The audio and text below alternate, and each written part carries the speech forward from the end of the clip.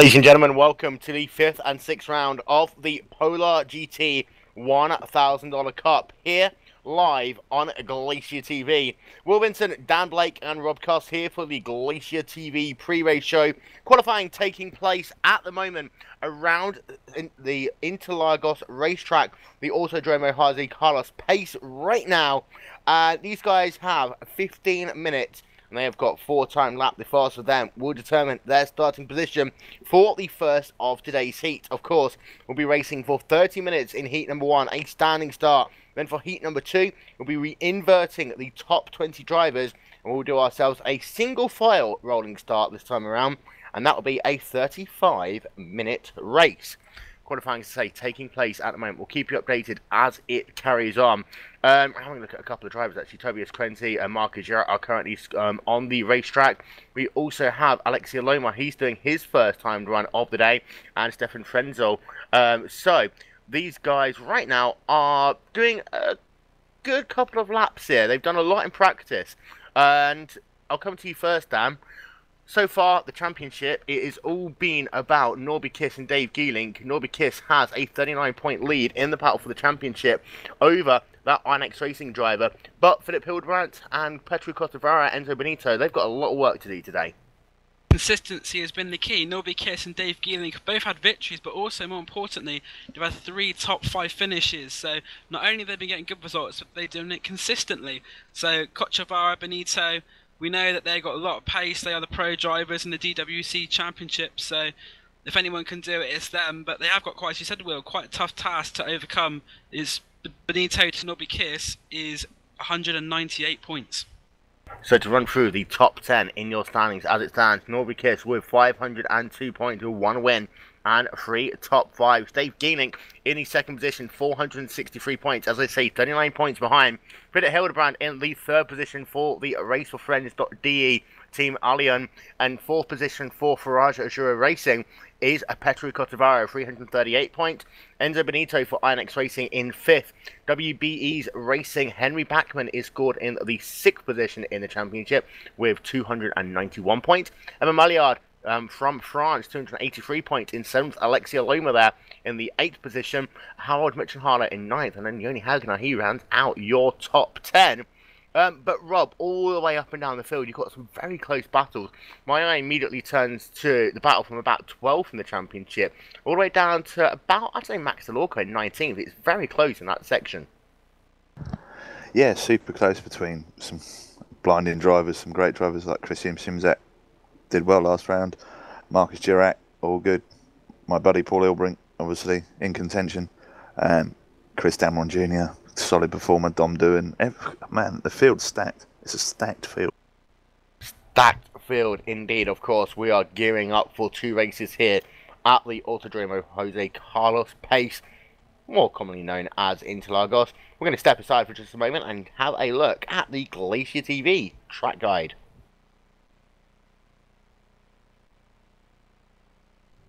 The Autodromo Jose Carlos Pace, more famously known as Interlagos, is a motorsport circuit in the city of Sao Paulo.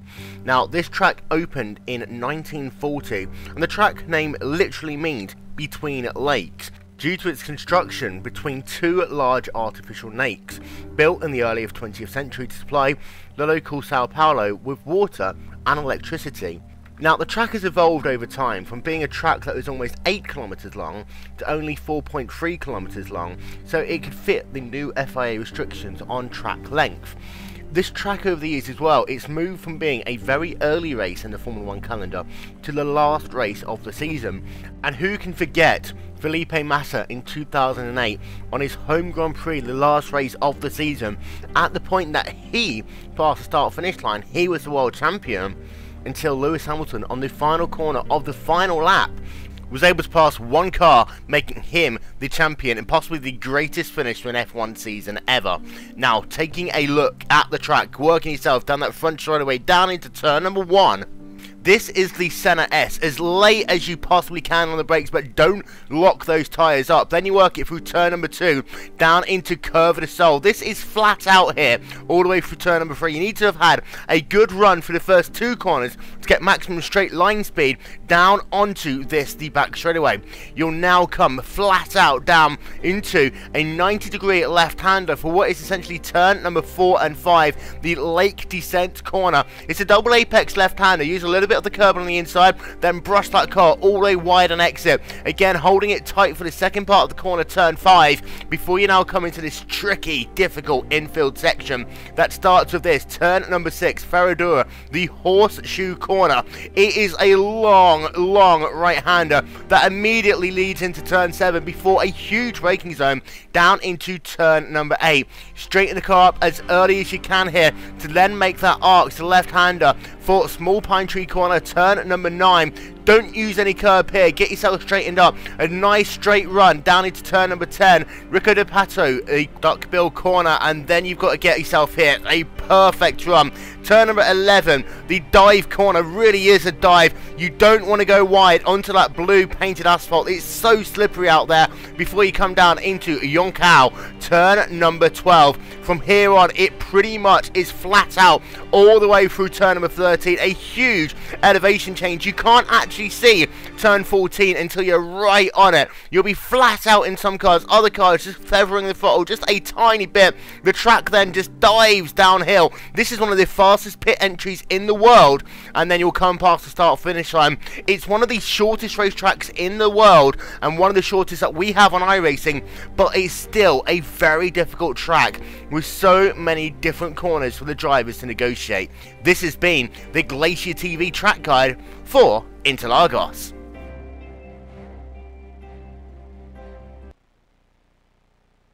Well, ladies and gentlemen, welcome back to the GlacierTV pre-race show here. Will Vincent, Rob Cuss and Dan Blake. Drivers are continuing to do their qualifying laps. We'll get confirmation as soon as we know who will be starting up front for the first of today's heat in the PolarGT $1,000 Cup. Very quickly, I'd like to say a very big thank you to a couple of people. First of all, to igpmanager.com, presenting sponsor of the series. For more information, go to igpmanager.com. Also to our friends over at iRacing and to ETV as well. Turning our attention back to the racetrack, however, Dan, this track, it is very fast for Sector 1 and Sector 3. Sector 2, very tight and technical. You can gain a lot of time in Sector 2, especially if you're trying to work to try and close down another driver. However, all the passing is going to be done probably down into turn number 1 and turn 4. Yeah, Sector 2 is a tight, twisty section, as you said, Will, but it could also cost a lot of time can be gained and lost. Just the slower section, probably more than the faster sections. But as you said, going to the turn 1, the centre S sets you up nicely down the straight for turn 4, which is a very good opportunity there on the left-hand side. You might even see the odd move maybe attempted at turn 6, but that's a very, very risky move to try.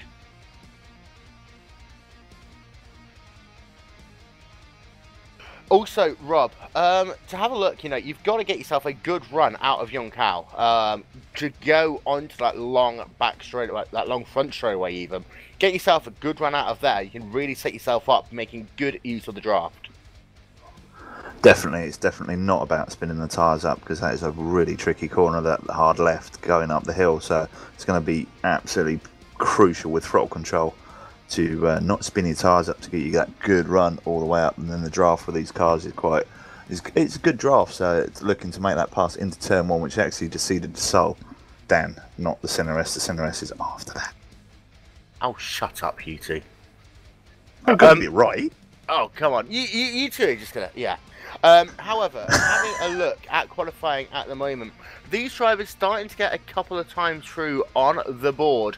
And we're going to get confirmation of them as soon as we possibly can. But this track as well, it will really abuse tyres if you're not good, especially in that middle sector of the racetrack, Rob. You've got to be fast and consistent through there, but still remember that you've got to keep some of that grip left.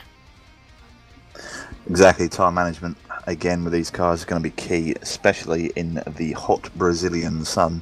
Chances of overheating are going to be quite high, unlike some of the other tracks. And to give you a bit of an update, Christian Shimzak, we now know that he's done his fastest lap so far has been a 1 minute 31.252. That was the last lap that he just set. Timo Ivinen, he's done his 4 laps. He's two fastest actually, very consistent. A 131.405 for him, was his fastest. A 131.412 he won on his 4th lap. So very consistent there, Dan. Very consistent indeed. Consistency in qualifying is just as important as consistency in the race. They want to be at the front end of the field, but I think also, as we saw in most of these races, I think the first couple of laps are going to be quite frantic with them trying to get position. But it'll be interesting to see just who can survive those first couple of laps. And let's talk about that start, Rob. You know, you're going to be going downhill into the centre S. You always want to brake later. And later and later and later, and the track does invite that, but there comes a point that it just means one driver to outshoot himself a little bit. You've got very narrow racetrack, and then you've got that huge runoff area. You could see a lot of cars down there if it doesn't go right. I'm going to put the money on it. It's going to be absolute mayhem and carnage at this standing start going into turn 1. It's going to be crazy. There's going to be people trying to win it on the first corner. There'll be people trying to play it smart and going for the cutback to get the run onto the straight through the centre S. It's going to be mayhem, and it'll take one mistake, and yeah, it's race over. And of course, the drivers were giving a warning in the briefing not to overdrive turn number 1 on lap number 1. Of course, you just lock up one of those brakes just a tiny bit, it can really cause catastrophe. But that first lap itself as well, you'll try and get yourself sorted out through the centre S, Dan, but then down into 4, and you talked about, you know, turn 6 being risky. Perhaps on that first lap might be that one and only time you might try and make that move into turn number 6. Especially with the cars being so close, it's probably the closest they're going to be your race. So the chance to go down the inside at turn 6 may prove a bit too enticing for some. It could be the carrot on the end of the string as such. And as well, for Norby Kiss, leading the championship standings right now, he's in that position that he's just got to kind of keep himself clean. We've seen this quite often, Rob, that in heat number 2, we've seen big guys getting taken out with that 20-car inverted field. It's going to be a single file start for heat number 2, a rolling start. But still, it will funnel down. It will get busy very quickly. And for drivers like Norby Kiss, they've got to make sure they keep clean. For the drivers behind, they can't put a foot wrong. Exactly. I actually think the single file start isn't going to be the best idea, because that's going to make the logo turn 1 essentially, because everyone's going to file through single file, but then people are going to have massive runs going down the straight. So I think we're going to see carnage in turn 4 in the second race, due to that single file restart. Don't forget, keep in contact with us all race long. Use the hashtag GlacierTV. Connect to us on Facebook as well by going to facebook.com/GlacierTV. We'll get confirmation of the race results from qualifying in about 2 minutes' time. In the meanwhile, however, some big names to say at the front of the championship. People like Philip Hildebrandt, however, they've got to get themselves back up. But you've also got people like Petru Kotavara, kind of coming in slightly an outsider, but doing a sterling job right now. Yeah, he seems to be not too bad. He's not too far off. He's just under 200 points off in 4th place. Trouble is, he's got around him Enzo Benito, who's driving very strong on current form, and Hildebrandt in front. So he's going to have to work hard to himself up. But he's showing well against some of the more known McLaren drivers, such as Evan Mallard and Alessio. Meanwhile, we are getting confirmation now that Enzo Benito will be starting this race from the pole position there, a qualifying time of 1 minute 31.070. Lining up alongside him in row number 1 will be Christian Schimzak. Then row number 2, it will be Timo Ivinen and Philip Hildebrandt. Row number 3 will then be Paul Ilbrink and Norby Kiss. Then having a look, it looks like it's then going to be Emil Spendell, then it'll be Xavier Volker Jr., then you're going to have Dom Duhan, Istvan Balau, Marcus Girac, and then you've got Stefan Muschler, Dave Gielink. So pretty close up front, however, but Benito taking pole pretty substantially down by almost 0.2 of a second. Fantastic lap from Enzo Benito as well. And also, coming into the race, I saw a bulletin come around. Is Carlos Walker suspended at all? Because I saw he had a one-race ban. I'm not sure when that comes into effect. I'll show you about that in a moment. He's currently just working on some stuff. Of course, he's only acting as race control as well. But for Shimtrack, good qualifying by him. And indeed, yes, it is a suspension there. We have got word there, confirmation from Yoni Backman. But Shimtrack in that second position. Again, he was 2 tenths to the second faster than Hildebrand in that third position. Norby Kiss, however, is going to be starting outside of the top 5 in that 6th position, Rob. Yeah, I think Norby struggled with the track, whereas, you know, the other guys in front, I mean, Shimzak was brilliant to stick it second. Benito, obviously, with flying lap. As I said, he's the man in form at the moment, coming into this event. But Shimzak, excellent result. He's down in 17th in the championship. And a good result here could boost him, as we were talking about that, the battle for sort of like the top 10. A good result here could fly him up the standings into that top 10. Benito, though, pole position, that's the place you want to be, Dan, coming into turn number 1. It's going to be a clean track out front. All the mess will be behind you. Enzo Benito looks as though he has set himself up to get himself a nice point all here today. In the best place he can be. He's got a clear track in front of him, as you said. He goes into turn 1. He'll be the one who sets the pace as such. But I also think Norby Kiss will be quite happy with where he is on the grid, to be fair. He's leading the championship, and he's there or thereabouts. So Norby Kiss could essentially be in quite a good position for his championship as well, in that 6th position. That outside line, though, Rob, it's going to be difficult down into the first corner, because you'll have people trying to go wide into turn number 1, trying to get that arc, trying to overtake other drivers. Being on the outside, it is a disadvantage here. Exactly, yeah, 100% worst place you can be. I don't agree with Dan. I think Norby's in a really bad spot for his championship, because it's only going to take one rogue driver to punt him off and into the wall. Starting that, he's going to be in the thick of it straight away, whereas, you know, first 2 rows tend to get away a little bit cleaner. So I disagree with Dan there, sorry bud, but he's got a lot of work. So, we've got ourselves about 10 minutes before we go to racing for the first of today's heats. Will Vincent, Dan Blake and Rob Carr still with you for the GlacierTV pre-race show. And let's think back to the last 2 rounds as well. We've had different winners, has been the story of the PolarGT $1,000 Cup. And in reality, it's about time that someone really takes command of the championship. We've seen it to an extent so far, Rob, with Norby Kiss, but coming, you know, into that second part of the season almost now, someone's got to start taking control of it. And has Norby got that firm a grip in reality?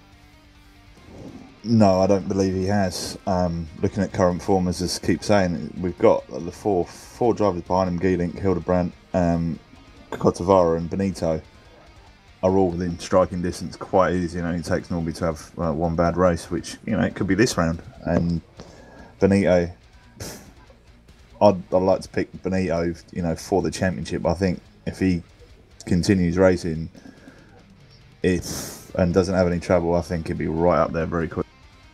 And I tell you what as well, consistency is the order of the day, and that is one of the reasons why Benito is a little bit further back. Because not only has Kiss got himself a win, he's also got himself 3 top 5 finishes. Let's not forget, from at least one of them would have had to been in heat number 2, getting himself from mid-pack to the front of the field. Dave Gielink, of course, as well, has got 1 win and 3 top 5 finishes. But then you have a look, for example, Petri Cotavara in that 4th position.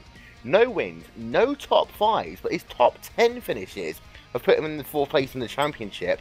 And then you also see Chris Diamond Jr., of course, he won last time out at Silverstone, but he's all the way down in the 12th position, despite having that race win. Yeah, and this championship is a clear case that in order to finish, first you've got to finish as such. If you're, I think with large grid sizes, if you can finish the race and finish relatively high up, there's quite a high chance that others around you may not finish. So just consistently getting to the finish line, you'll probably see you finish in the top 10, 15 of the championship. I just need to interrupt you there. In order to finish, first you have to finish. Rob, would you like to do that one properly? I'll let you do it. I'll let you take the lead there. Well, in order to finish first, you have to finish. There we are. Exactly. And let's A talk... little shout out. No, go on. I was gonna. It was for Yoni Hagner, Glacier's own racing supremo in 10th place. See how he gets on with this race. We'll be cheering him on in the booth. In fact, we're going to talk to Yoni. Yoni, sorry for interrupting the conversation. Setting 10th in the championship right now, coming into this round. Looking forward to Interlagos? Yeah, quite a lot, because I really like the track, because well, this is a good track, and a lot of passing places. Lots of passing places indeed. Your qualifying wasn't the best ever, but it's still getting yourself, looks like you'll be kind of in the mid-pack. It's going to be pretty scary down at turn number 1, however. Yeah, full attack there, and try not to wreck. Get a few pushes in early, and not to lose draft with cars ahead. It will help a lot with this track. Well, good luck in your race. It's going to be crazy, especially those first couple of laps. So we wish you all the best, and we'll talk to you a little bit later on. Okay, bye. Another little shout out. Another little shout out. Go Radicals. That'll do it. Yeah, well, you haven't got a radical driver I can talk to, unfortunately. So he's kind of stuck there. I can get you one. John, I can get you one. I dare you. I'll go and get you.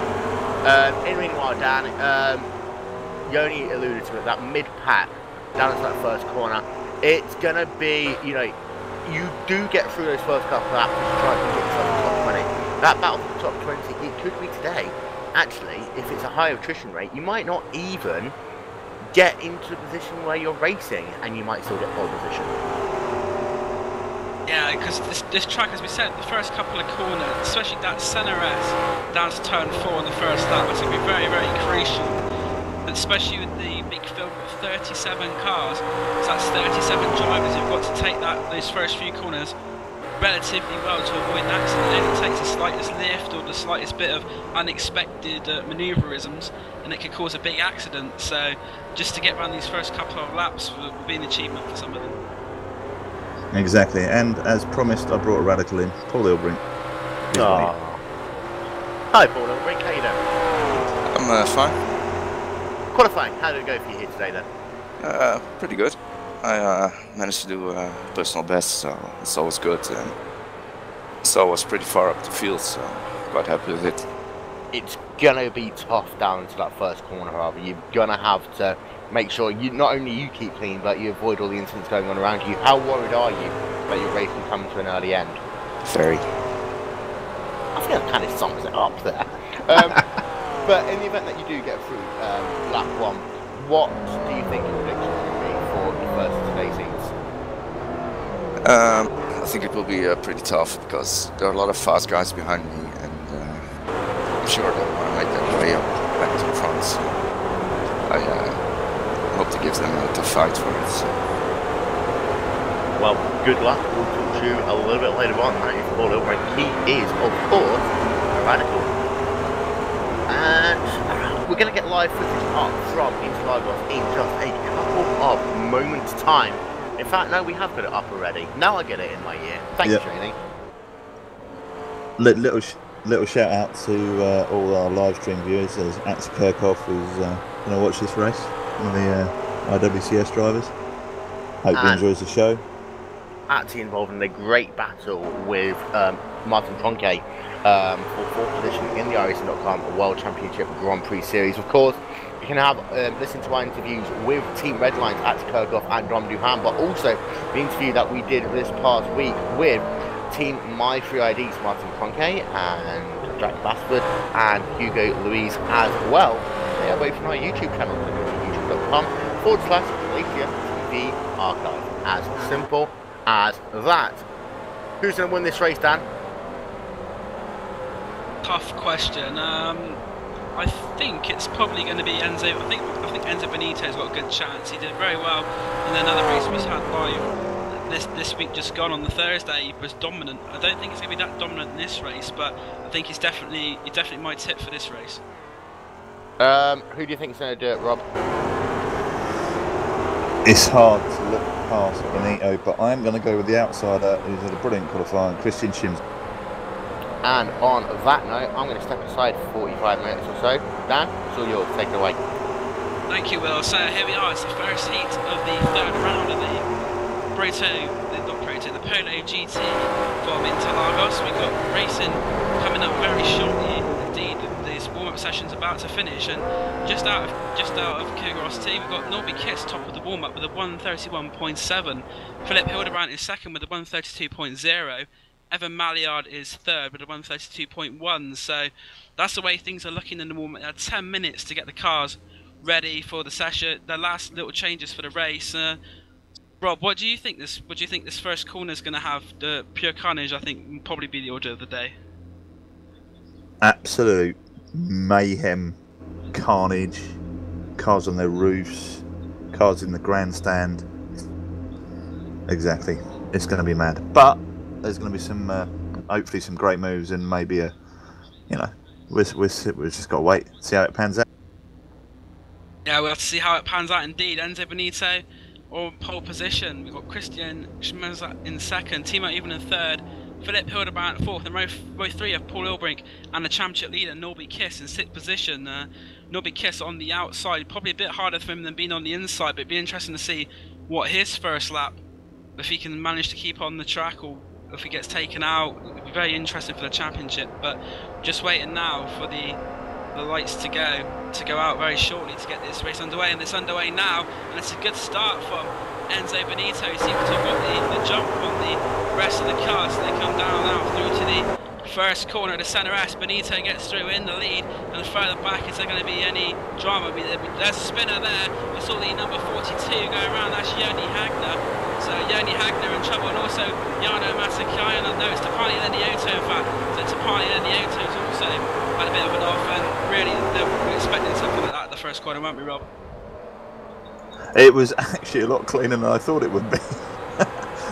I was expecting more mayhem, a few unlucky drivers, but that's to be expected at turn 1 at Interlagos.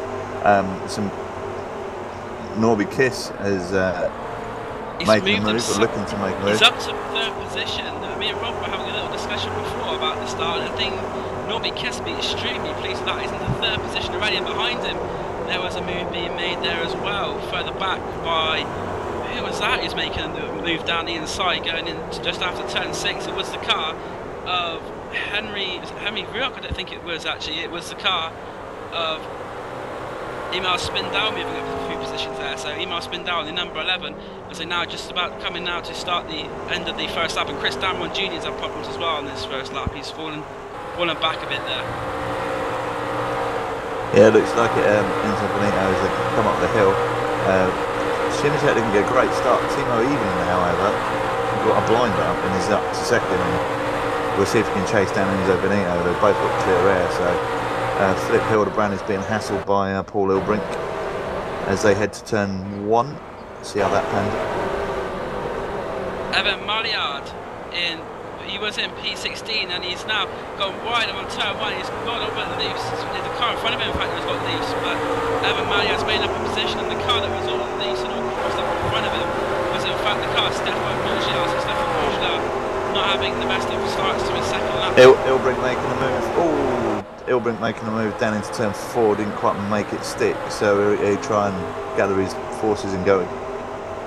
That's Paul Ilbrink in 7th place, and the car he was trying to overtake was Philip Hildebrandt, who's in 6th position, but at the front it's as it was Enzo Benito and Timo Evenen, but Timo Evenen's all over the back here of Enzo Benito. Just behind them, Norby Kiss, he was 2 seconds behind at the start of the lap, and that gap seems to have closed up a bit there, Rob. Yeah, it will close up with Enzo and Timo fighting, because Enzo will be looking in his mirrors and Timo will be pushing harder, allow the gaggle of cars behind to catch up. Norby will be plotting his way around these two while he's sitting there behind them, but he's got to watch out because Shimzak's not far behind, and he's got a flying Spindel as well, not too far behind that. Yeah, Emil Spindal was another driver who on these first couple of laps has really made some impression. He's up to 5th place, but also another driver who's impressed me, Norby Kiss. He started started the race in 6th position, and as we come to end the second lap, he's up into 3rd place for his championship. This is good for him as Timo Evening stays behind Enzo Benito. Thought it might be tempting there to just give him maybe a little signal of intention, but he hasn't. And it's the top 3 of Benito, Evening, Norby Kiss, and 4th is Smosak.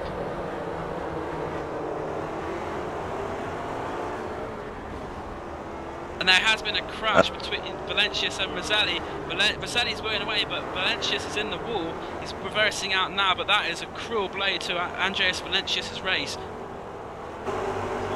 Yeah, he'd be wheeling that car back to pit lane, or trying to, as Shimzak looks like he's just made a, he's got Spindell all over the back of him, sorry, for P4. Yeah, so Emil Spindell trying to go past Simjak, and it looks like Valencius in fact is out of the race. Don't think he managed to get that car back to the pits, but we're concentrating on the battle here for 4th place between Christian Simjak and Emil Spindell. Spindell will be keen to get past that car as quickly as possible. Nobby Kiss also not far in front of them, and further back Paul Ilbrink is nearly caught up to the back of Philip Hildebrand, and he's starting to pull out for Marcus Durack. So Paul Ilbrink in 7th place, also looking to get a bit further up in the field. I think Shimzak's car's already in acceleration out of each corner from what I've just been watching, so it's going to be hard work for Spindell. Spindell looks quicker in a straight line, but not quite so good out of each corner. That is something. We've also got to move further back. It's Virok trying to make a move here on Durack, and is he going to be able to make the move stick? I think yes, he is. It's a good move. No, Geeling's going to go. Oh, I thought Geeling was going to snatch him out of place there by shoving it up the inside, but bottled it. But he's got a great position for the back straight. Yeah, it won't be long before Geeling flies.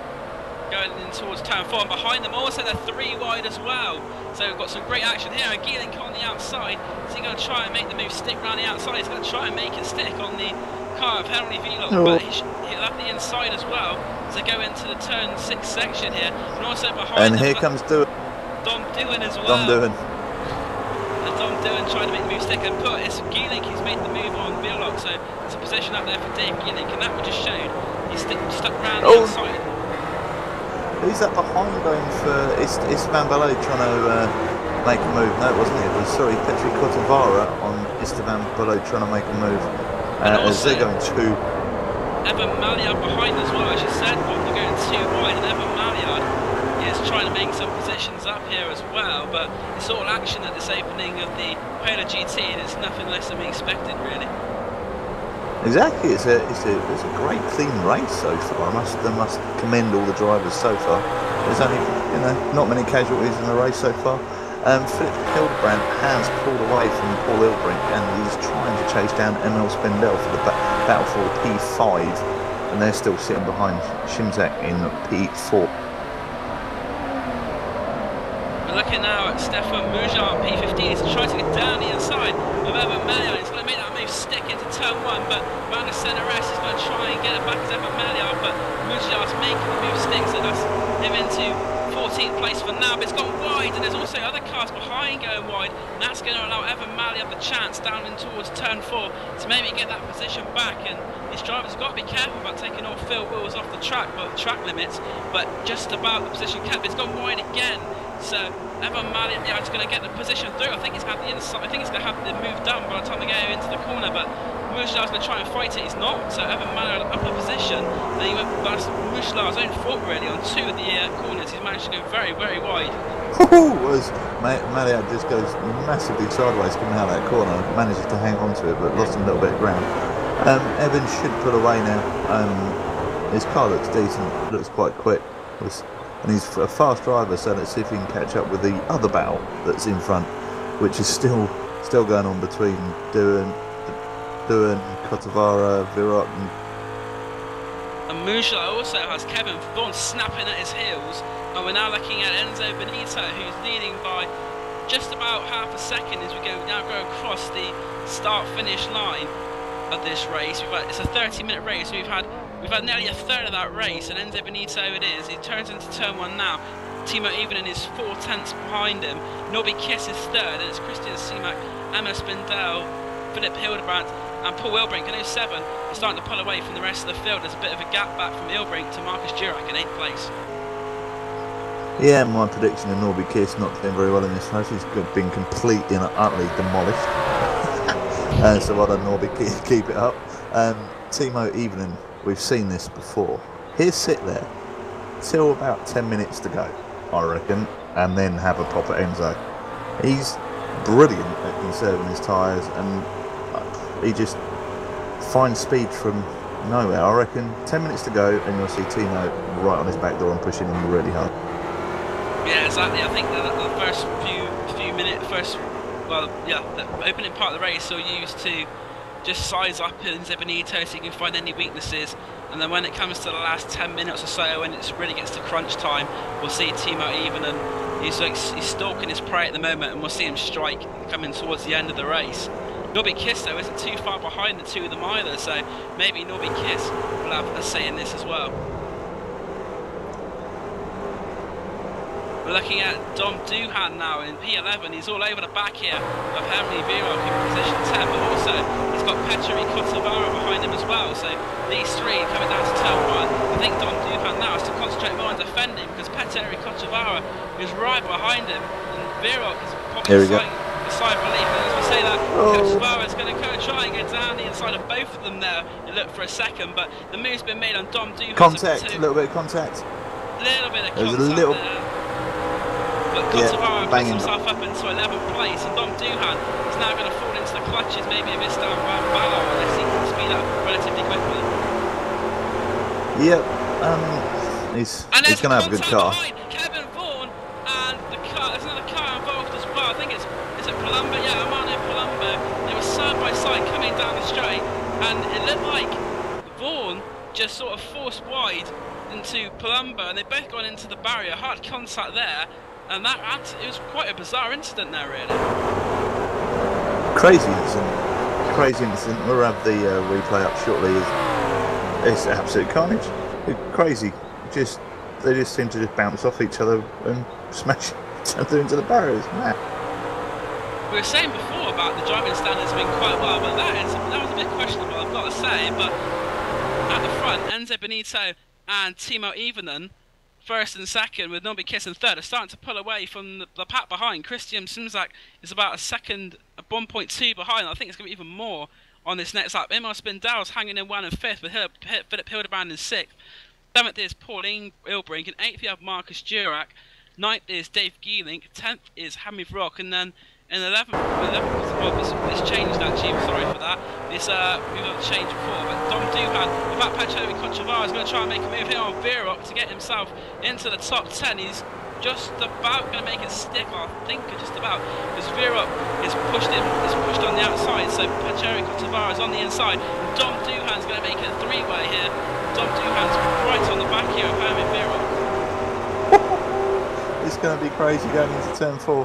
As they all get late on the brakes, and that's Maillard almost running into the back of Doohan there as well. Oh, and there you go, what a mistake in there for it. Two places there, so a costly mistake, and this could be a chance maybe down the inside.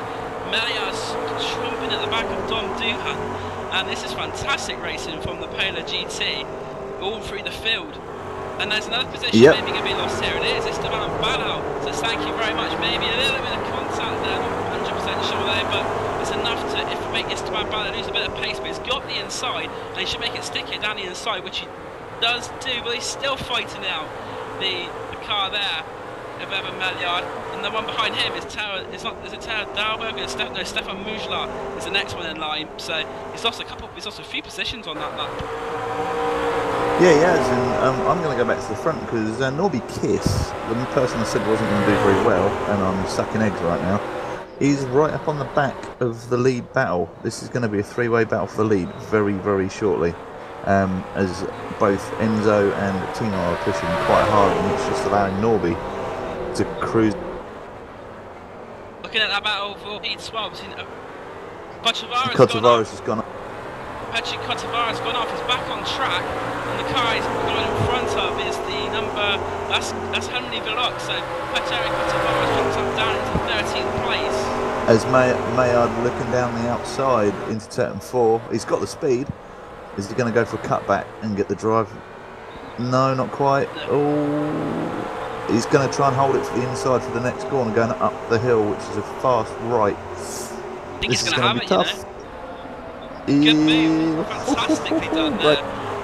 He was patient, but also Duhan now could have a chance back down on the inside.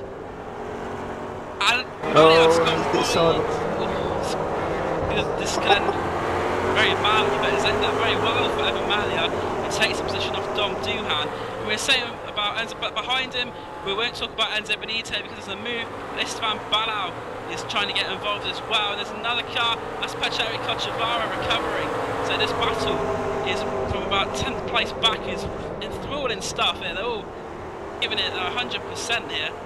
And Cochavara has cut the run here on the number 22 of Esteban Balau. Esteban Balau was a bit slow coming out the corner, and Cochavara says thank you very much. So that's another place gained on his recovery. And Dave Keeling is just on the back door of Marcus Durack for P8 right now. So Durack goes wide and allows Keeling through. So Keeling is up to P. Yeah, he seems to outbrake himself going into turn 1. So the effect on the championship this race has at the moment, it's going to be great points for Enzo Benito. Some good points for Timo Evening. So that'll push them up the standings. Keeling working hard to maximise his point hole. Philip Hildebrand also is going to score some great points, but Norby Kiss, as we swapped to Cotavara, as he's involved in brilliant driving again. That group of cars again, which he's involved with, and Pacheri Cochavara on the inside, he's got the car of Esteban Balau right on his boot lid, and that's got Pacheri Cochavara ice cold fin, and Balau's got a bit wide there, Esteban Balau, and he's got to lose some positions. He's fallen right Seemed to lose there. two.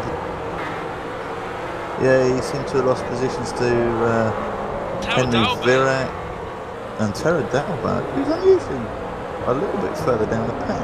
Oh, he should be a little and bit there's higher. contact between the two there. Esteban Balau trying to make positions back, and he has a little tap there on Tara Dalbert. Tara Dalbert has the inside still though, so I think he'll just about keep the position there. But Esteban Balau making the mistake, losing positions, and behind them we've got Martin Asher and Boris Cherney as well.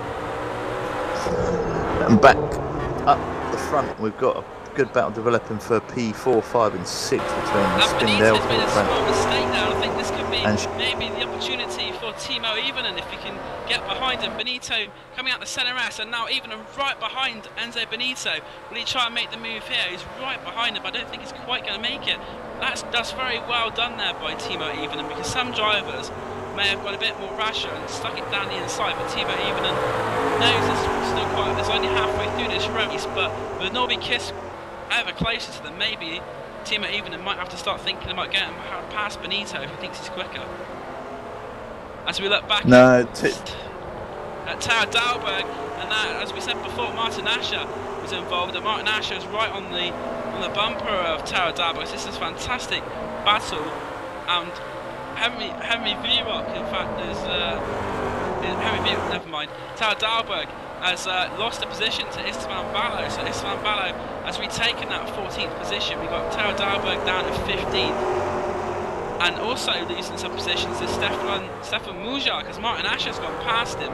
So there's an awesome battle for P23 going on between Loma Roselli and Rico J. All coming. Great driving everywhere. This championship is brilliant. Yeah, Loma seems to get a bit loose. He's got loose again. That's going to allow Anthony Roselli, the driver for the Radicals, to have an opportunity to take that 22nd position. Loma's the last couple of corners, this car just seemed the back end to get very, very loose. Even though they're fighting for 22nd, it's also got to remember the top 20 will be reversed. And currently in 20th position we have Mark Bird. So Mark Bird is currently in the 20th position, but just behind him in 21st is Jarno Matikainen. And then we have the Alexia Loma and Anthony Roselli battle, but they're not far off that 20th position and what will be pole position for the reverse race. Exactly, and Tobias Chesney as well made a little mistake, which has allowed Mark Bird to catch up. So that could be a six-way battle towards the end of the race for the peak. And also the positions 14, because we've got some great overtaking, and Martin Asher in fact has made a position up on Taro Dalberg, so puts Asher up into the 15th position. He's got Esteban Balau in 14th, Asher 15th, Dalberg 16th. and just keeping the tabs on it all seems to be Stefan Muschler in the 17th position. I think Stefan Muschler is probably in a better position now, those three, because they look quite racy in front of him. Yep, and we're everywhere with this race. Back to the front for me with Enzo Benito, Timo Even and Norby Kiss all Norby within Kiss seconds of each other. Yeah, I think Norby Kiss seems to have got a bit closer to Timo Evenen as well on these last couple of laps. So Norby Kiss may start to, he's going to try this, just jinx out there just to let Timo Evenen know he's there as they go into turn 1. And Timo Evenen and Enzo Benito and Norby Kiss. Spindell almost run into the back of Shimzak going into turn 1. That was close. That's a little bit of spin down in 5th place. He's got Christian Simson in 4th, and he's making it pretty clear. He wants that 4th position. And as they come down the straight, he follows him. He goes to the inside, and then Benito tries to get the jump. He's now on the outside. They come behind them. We've got contact. Hildebrand has just run into the back. And Hildebrand has slowed down, and this will allow Paul Wilbrink to take 6th position. So it looks like Philip Hildebrand had a bit of trouble there after the contact, and it's made Paul Wilbrink go. He's got to be careful because he's got Dave Geeling also behind him. I mean, Geeling is 2nd in the championship, but as far as the championship goes, I think Norby Kiss at the moment would be extremely happy with this. It'd be a sick top 5 to keep this going. No, Yeah, top 5 even. Just contact between the two there. Norby Kiss has made contact with Timo Evenen, and that's very, very unfortunate. They were just coming into turn 10, and Norby Kiss was on the inside, and he touched the rear of Timo Evenen's car. He sent it spinning round, and now Timo Evenen's in a fight with Emil Spindau to try and keep himself into the top 5, because Emil Spindau in 5th place is really going to be pounding Evenen. He's right behind him, and as they come into turn 1, Evenen's going to need to try and get that car back into a work in order to be able to defend, because Emil Spindau right behind him. Spindau goes to the outside, Evenen defending that inside line as they go into turn Evenen's got down. As Evenen might have damage, might have some down. but Spindau doesn't quite make it stick. But Norby Kiss there going into the side of Timo Evenen, and that really is quite a shame, because that battle was hotting up between these three, and we've got about 10 minutes left of this race. Yeah, it's a shame. It's a bit market really, wasn't it? To be honest. But oh well, bump and go by Norby Kiss, and he's up to 2nd, which makes his championship even better than it was before. So you know, if you want to win at the highest level, sometimes you need to be a little naughty, as Michael Schumacher proved over the years. There's a car off between turn 4 and 5. It's the car of Stefan Frenzel. He just seems to be stationary on the AstroTurf. Don't know what's happened there, but Stefan Frenzel is in trouble, it looks like. He was in 33rd position before. Yeah, we're looking at Dave Geeling as he's on the back door of Hildebrand, so he's going to be looking for, you know, he wants to clear Hildebrand and try and get up to Ilbrink in front to, you know, maximise championship points, because I mean, with Norby Kiss running 2nd, Geeling needs to push hard to, you know, get all the way up and try and fight for a podium. I don't think he's got the time to do it personally, but there is just over 7 minutes left, I believe, so yeah, anything's possible in racing.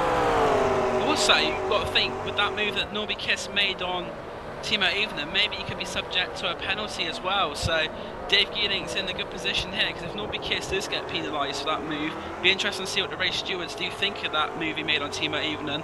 There could be some repercussions from this race for Norby Kiss. So Dave Geeling might only be 8th on the road at the moment, but he could have impounding on his championship depending on what happens. And he's right now behind Philip Hildebrand. He's going to try and make the move into turn 4. Yep, it's down the inside. Philip Hildebrand comes across him. He says, "You're not getting past me on that corner, mate." Yeah, exactly. It's interesting battle developing there for sure. There's going to be some Scandinavians. That's very, very loose.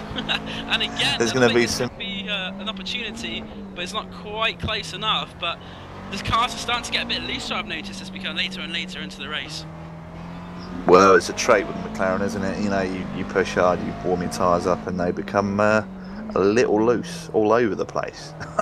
On entry, on mid-corner, and on exit. So, you know, he should back it down a little bit.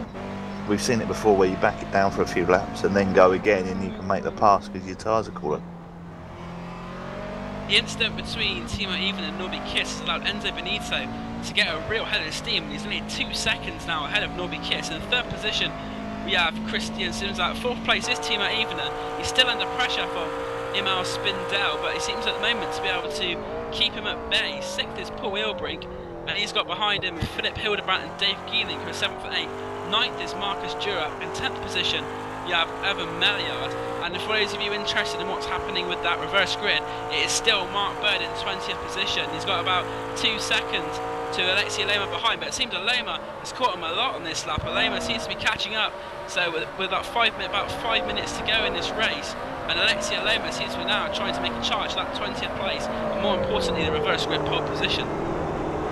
Exactly, it's, as I found out when I raced Pro Twice, it's awesome starting from the front row for the second race. It's a great feeling leading, you know, very good drivers, and you know it's great for your championship as well, because you can score some great points because carnage happens behind you, and you can work your way up the championship. Speaking as we switch to Martin Asher for P15, as it's a great battle there with Tara Dalberg and Van Ballo, that is in front of Van him. Ballo. Yeah, Ballo in front, Dalberg and Asher in the middle.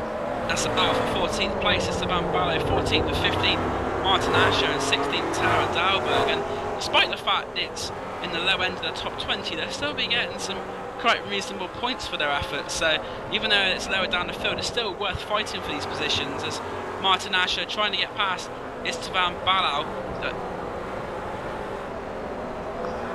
Yeah, and there's a we're looking down to P20.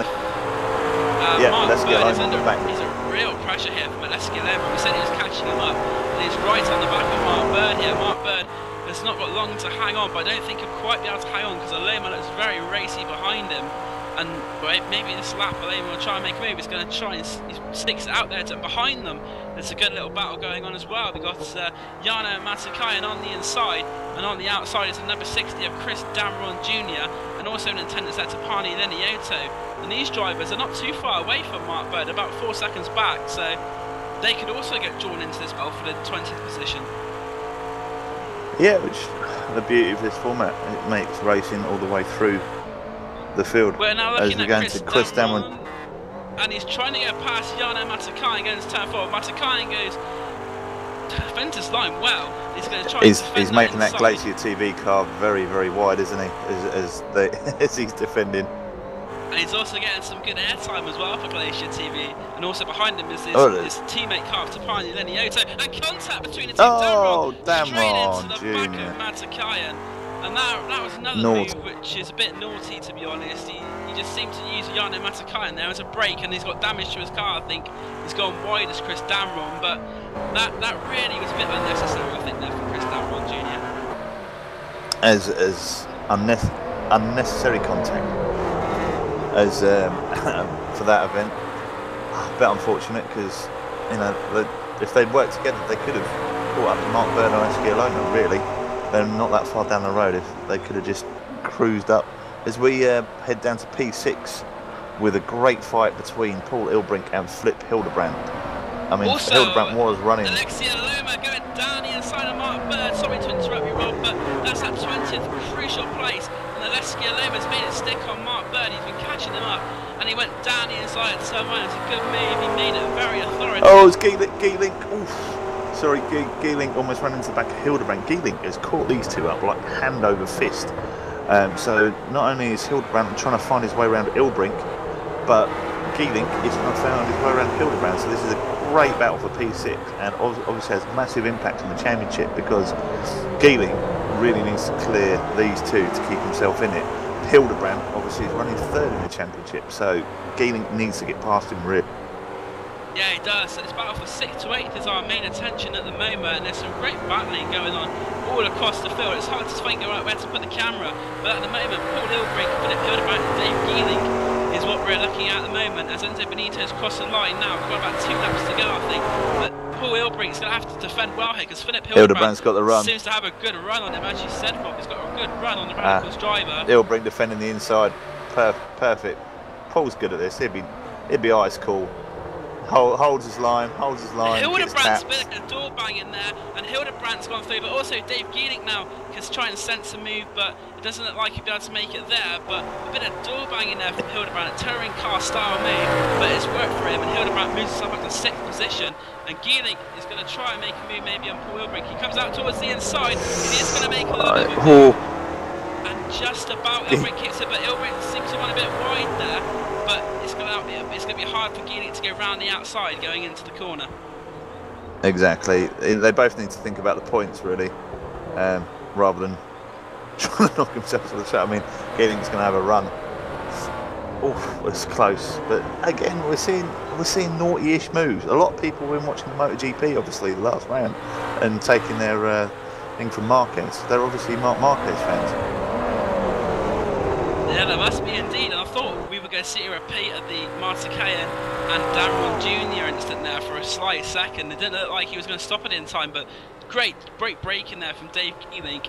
And we're going now through to the Enzo Benito, who comes across now. He's pulled out a big gap over Norby Kiss, so the battle was really, it was good until there was a collision between Even and Kiss, and now it seems it's gone a bit static. But we're on to the last lap now. Enzo Benito, as we said before, he's had pressure, and Christian Simzak is into 3rd position. Oh man, they are going into turn 1. Trying to go around. There's a car off. Is that Philip Hildebrandt? That's Hildebrandt. Philip Hildebrandt that's not good for Philip Hildebrandt at all. He's going to drop outside of the top 10, I think. And what happened there? That's the karma happened. Karma, Dan. That's what happened. You rough a radical, and karma comes back and gets you. And talking of the radicals, there's a move here. Ilbrink and Patari Kochavara's gone past Paul Ilbrink. Patari Kochavara. Ilbrink's got damage. What's happened there between Ilbrink and Hildebrandt? Something must have happened because they're both very, very slow. And now Dom Duhan is also going to try and get past the two of them. So on this last lap, it seems that we've missed that. This isn't happened between. Missed Ilbrink, lost it on the brakes, and smashed Hildebrandt off. Unexcusable, really. So here we go, we're about to finish the race. Enzo Benito is coming round now. It's been a good drive from him. He's under pressure from Timo Evening and Norby Kiss, but he managed to keep them at bay, and then he's managed to take quite an easy victory in the 5th race. It's the first heat of the day, and it's Enzo Benito taking victory from Norby Kiss in 2nd place. Battle for 3rd is actually quite close. It's Simizak, Evening and Spindell finishing in that sort of order, that close together. So actually 3rd, 4th and 5th, and we were going to be seeing Philip Hildebrandt, but it's not going to be. It's going to be Dave Geeling, and there's battle in the end. Great battle there, and it's Evan Maillard just losing out to Marcus Durack. Pateri Kochavara takes 9th place, and behind them again there's a close finish. Hildebrandt takes 10th, Ilbrink 11th, Dom Duhan 12th, Henry Virok in 13th, Ballo will take 14th, 15th, and what's happening for Alexia Loma in 20th position? He takes that reverse grip pole, so Alexia Loma will be very happy with that. He's got the 20th place, and just on the cusp of that was Mark Bird finishing 21st, Anthony Rosselli 22nd, and Tapani Lineato 23rd. And Rob, that was a fantastic first heat, which the PolarGT have provided us with, and Enzo Benito again just shows why, as you said, he is one of the favourites for the championship. Yeah, super drive, but Norby Kiss really did well. A little bit of a naughty move. We'll see if there's any repercussions, but it seemed to be the race of little nudges for this one. Hildebrandt's going to have problems because he was running as the results come up on the screen. So as we said, victory for Enzo Benito. In 2nd place is Norby Kiss, the championship leader, getting some valuable points. 3rd place is Christian Simzak. 4th is Timo Evenen. 5th is Emil Spindell. 6th is Dave Geeling. 7th Marcus Durack. 8th is Evan Maillard. 9th is Pateri Kochavara. And running out the top 10 is Philip Hildebrandt. 11th is Paul Ilbrink. 12th Dom Duhan. 13th is Henry Virok. 14th is Sven Ballau. 15th Martin Asher. 16th is Tara Dalberg. 17th place is Harold Michelaar. 18th is Tiberius Cherny. 19th, Stefan Mushla. 20th, and getting that crucial pole position, is Alexia Loma. 21st, Mark Bird. 22nd is Anthony Rosselli. 23rd is Stepani Lenioto. 24th is Chris Damron Jr. 25th, Ike Vacanes. 26th is Riku Vere. 27th is Samuel Nimsalo. 28th, Christoph Mag. And 29th, Jana Matakainen. With 30th, Istval Tunan. In 31st place, Roger Cronin. 32nd was Giovanni Rapania, and 2 cars a lap down. 33rd, Joni Hagner, and 34th, Stefan Frenzo. And on to the retirements, Andres Valencius, Glenn McGee, Max Delorco, Kevin Vaughan, and Amano Palumbo. And now back to hand over to Will Vincent. So, big stories of the day then. Norby Kiss being able to get himself up into the 2nd position, but with 2 laps to go, it all kicked off between Philip Hildebrand and Paul Ilbrink down into the Senna S. We still have 35 minutes worth of racing left to go in the PolarGT $1,000 Cup presented by IGP Manager. There's so much to talk about, and of course Alexia Loma will be starting heat number 2 from pole position. You're going to have to say, Rob, there is a good chance that Alexi can take this victory because he's not a slow driver. Definitely, he's got every chance in this next race, especially as you know it's a single file start. So you know it's going to help him. So we'll see. He's a quick driver, and see if he can. You know, he's no slouch, but we'll see how the guys. I mean, you're going to look for Benito and Norby Kiss to come through. Timo Evening. There's a whole host of fast drivers behind him.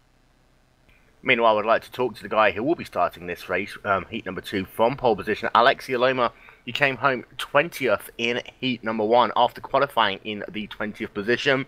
So it kind of finished the same place, but you're going to be on pole for heat number 2. Big question is, can you win it? Yes. Always.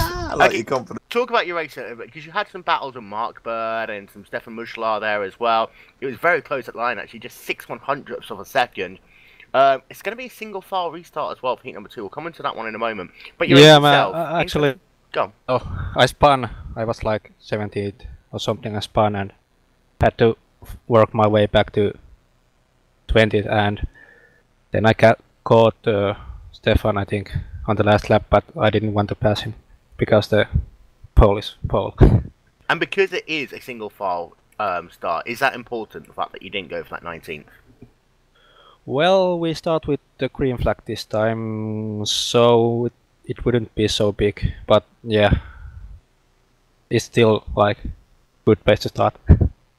10-4, well done on the 20th place finish, starting heat number 2 on pole. Yeah, that is, shut up, Rob, Alexia Loma. What? Stop being mean to me. Stop I have talking over me friends while in. I'm talking. Well, I'll tell you what, let's go back to normality. Let's talk to Dom. How you doing, Dom? Hey, how's it going? Good race? Yeah, you came home 12, so reasonably pleased with that. I'm guessing in your number 24 Team Redline machine. Started in 8th, fell back a little bit, but happy with your result? Well, happy to finish, but not really with the result. I had a really strong car in race trim, and in T2 I think Emil got a bit sideways and my car was kind of there, so I once again was driving the Uber banana, and cambers were all over the place, so it was great on right turns, but not great on left ones. So the last corner leading onto the start finish, I was just always under threat. It was a hard race, hard race. I tell you what, you should drive ovals more, then you'll learn how to turn left when the car's not handling properly. It'll be perfect. Oh, how dare you.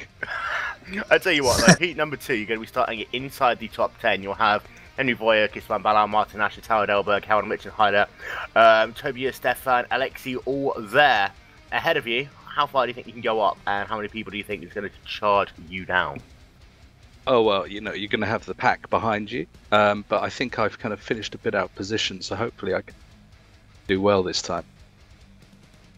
Well done. that's a big call. Carry on. Big what? Sorry. I was going to say that's a big call. There are some super fast guys in and around you, and you've got to survive turn 4 because that's where there's going to be dive bombs galore going on in that first lap, I think. I just Yeah. actually thought that he said you had a big something else, to be fair. Well, that goes without saying, but sim racing wise, yes, turn 4 is going to be pretty tricky. But you know what? You know, Interlagos, you need dive bombs. It's exciting for the fans, right? Well, you need dive bombs, you need big balls, and as Dan said, in order to finish, first you have to finish. So Absolutely. there we are. Thanks, guys. No worries, we'll talk to you later on. I'll tell you what, Rob, go talk to your radical guy. So, Paul, how was your race, and can you explain your, was it a missed braking point on the second to last lap or last lap? Yeah, I want to apologize to Philip because it was completely on me. He passed me a little bit before, and I just was desperate to defend my position against Dave, and I kind of lost track on my braking points, and I tried to avoid him, but it was just too late, and I tapped him around, and I'm very sorry for that. Yeah, but would you say? I mean, what did you think to the move that he made on you? Because that was, what do you reckon, door banging, or was that clean, or in your mind? We did have a little bit of contact, but it wasn't too bad, so I'm okay with that. But yeah, Because obviously some could have seen that as a little bit of retribution. yeah, no, that was definitely nearly not the case, but I haven't. Well, having looked, known you, back, I to didn't be think honest, it would be. so. Yeah, that's cool. I mean, what are your hopes for race 2 now? Winning. I'm sorry, Alexi already said that he's winning the race. You're going to have to come in second Yeah, at the very least. Oh, maybe I should tap him around as well. I don't know. Awesome. Alright, that is Paulie Wink there for Team Radicals there. Pretty good finish there in heat number 1. We'll be back in, I don't know, about a minute. We'll be here on the other side.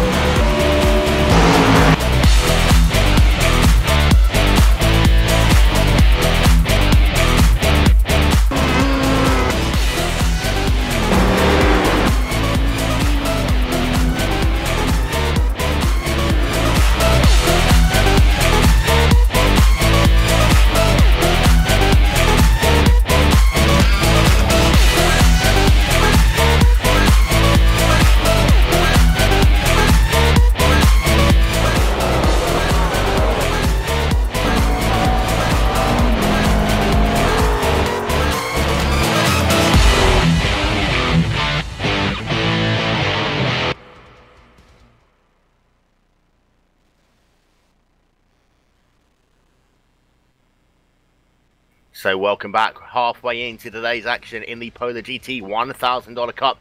Will Vincent, Dan Blake and Rob Cuss will be with you throughout the course of the next, I don't know, 40 minutes or so, as we get ready for heat number 2. We talked about one of the big contenders in Alex Yaloma. The important thing is for those guys starting in the 18th, 19th, 20th positions, however, Dan, they've got to finish the race. Yes, no, it put all the good work from race 1 to a side, really. They'll still get some points for race 1, but really, race 2, after getting the positions they've gained, it's a real good opportunity for them to gain good position and to get us to get noticed, really, because the ones lower down the field maybe not had so much TV attention, but if they can stay at the front, they'll certainly get a lot more in this second race. So we're going to go racing for 35 minutes here in heat number 2. A little change to the regulation. It will be a single file start, which will start this race, Rob. That means, hopefully, we'll avoid a little bit of the mayhem down to turn number 1. You alluded to it already, though. Turn number 4 will be renamed Dive Bomb Corner by the end of this race. Yeah, we've already had Dom doing allude to the fact that Interlagos is about dive bombing. But obviously, this race, the Hard Charger Championship comes into play because for the overtakes, and Dom Doohan is P2 in that with 39 overtakes so far, 39 points. So this race very interesting. There's so much that could come into play in this race. Indeed, it will be very, very interesting. But 35 minutes worth of racing, we have seen short laps, and the traffic could come out of this thing into play a little bit more in this race as well, especially those remaining 5 minutes, Rob. Exactly. I love these races. They're brilliant. Well, it's been an awesome championship so far, and it's only getting better. There's battles everywhere. The last 5 minutes is normally amazing. It's just going to be fantastic. It's going to be epic, super awesome. In fact, it's going to be epic, super awesome here at Interlagos for the second of today's heat. PolarGT has had 5 of its rounds so far. Still plenty more to come, however, and we've still got so many great racetracks to go to. In 2 weeks' time, in fact 13 days' time, we'll be heading over to the Mid-Ohio Sports Car Circuit for what will be heats 7 and 8 of the PolarGT $1,000 Cup. We'll talk a little bit more about that after the race, but consider the fact that you've got some very tough tracks coming up. Mid-Ohio, Brands Hatch, Sebring, Mossport, Phillip Island. Those next 5 races, they are going to be really hard for these drivers down. Also, with some very good tracks as well for these cars. I think you say about Mossport, I think Mossport will actually produce some very, very good racing. Also, you've got Brands Hatch, Mid-Ohio, as you said. There's going to be some really good races coming up, and as Rob said, I think this championship really is only going to get better. Of course, we should call Mossport by its proper name, so we will do. Well, of course, we're going to the Canadian Tire Motorsports Park. However, yes, I know. However, practice going on at the moment for the second of today's heats. Having a look at the warm-up times, no laps have been registered. In fact, now Manu Palumbo just come past start finish line, and just Valentius as well. As far as turn 4 will go, however, I think those guys who are battling for the championship, Rob, they're going to have to take it with quite a big degree of caution. Yeah, as they all barrel into the Interlagos, it's going to be crazy. They're going to have to err on the side of caution for sure. And the championship is massive. Norby Kiss will be being as careful as he can because he's the one in the driving seat at the moment.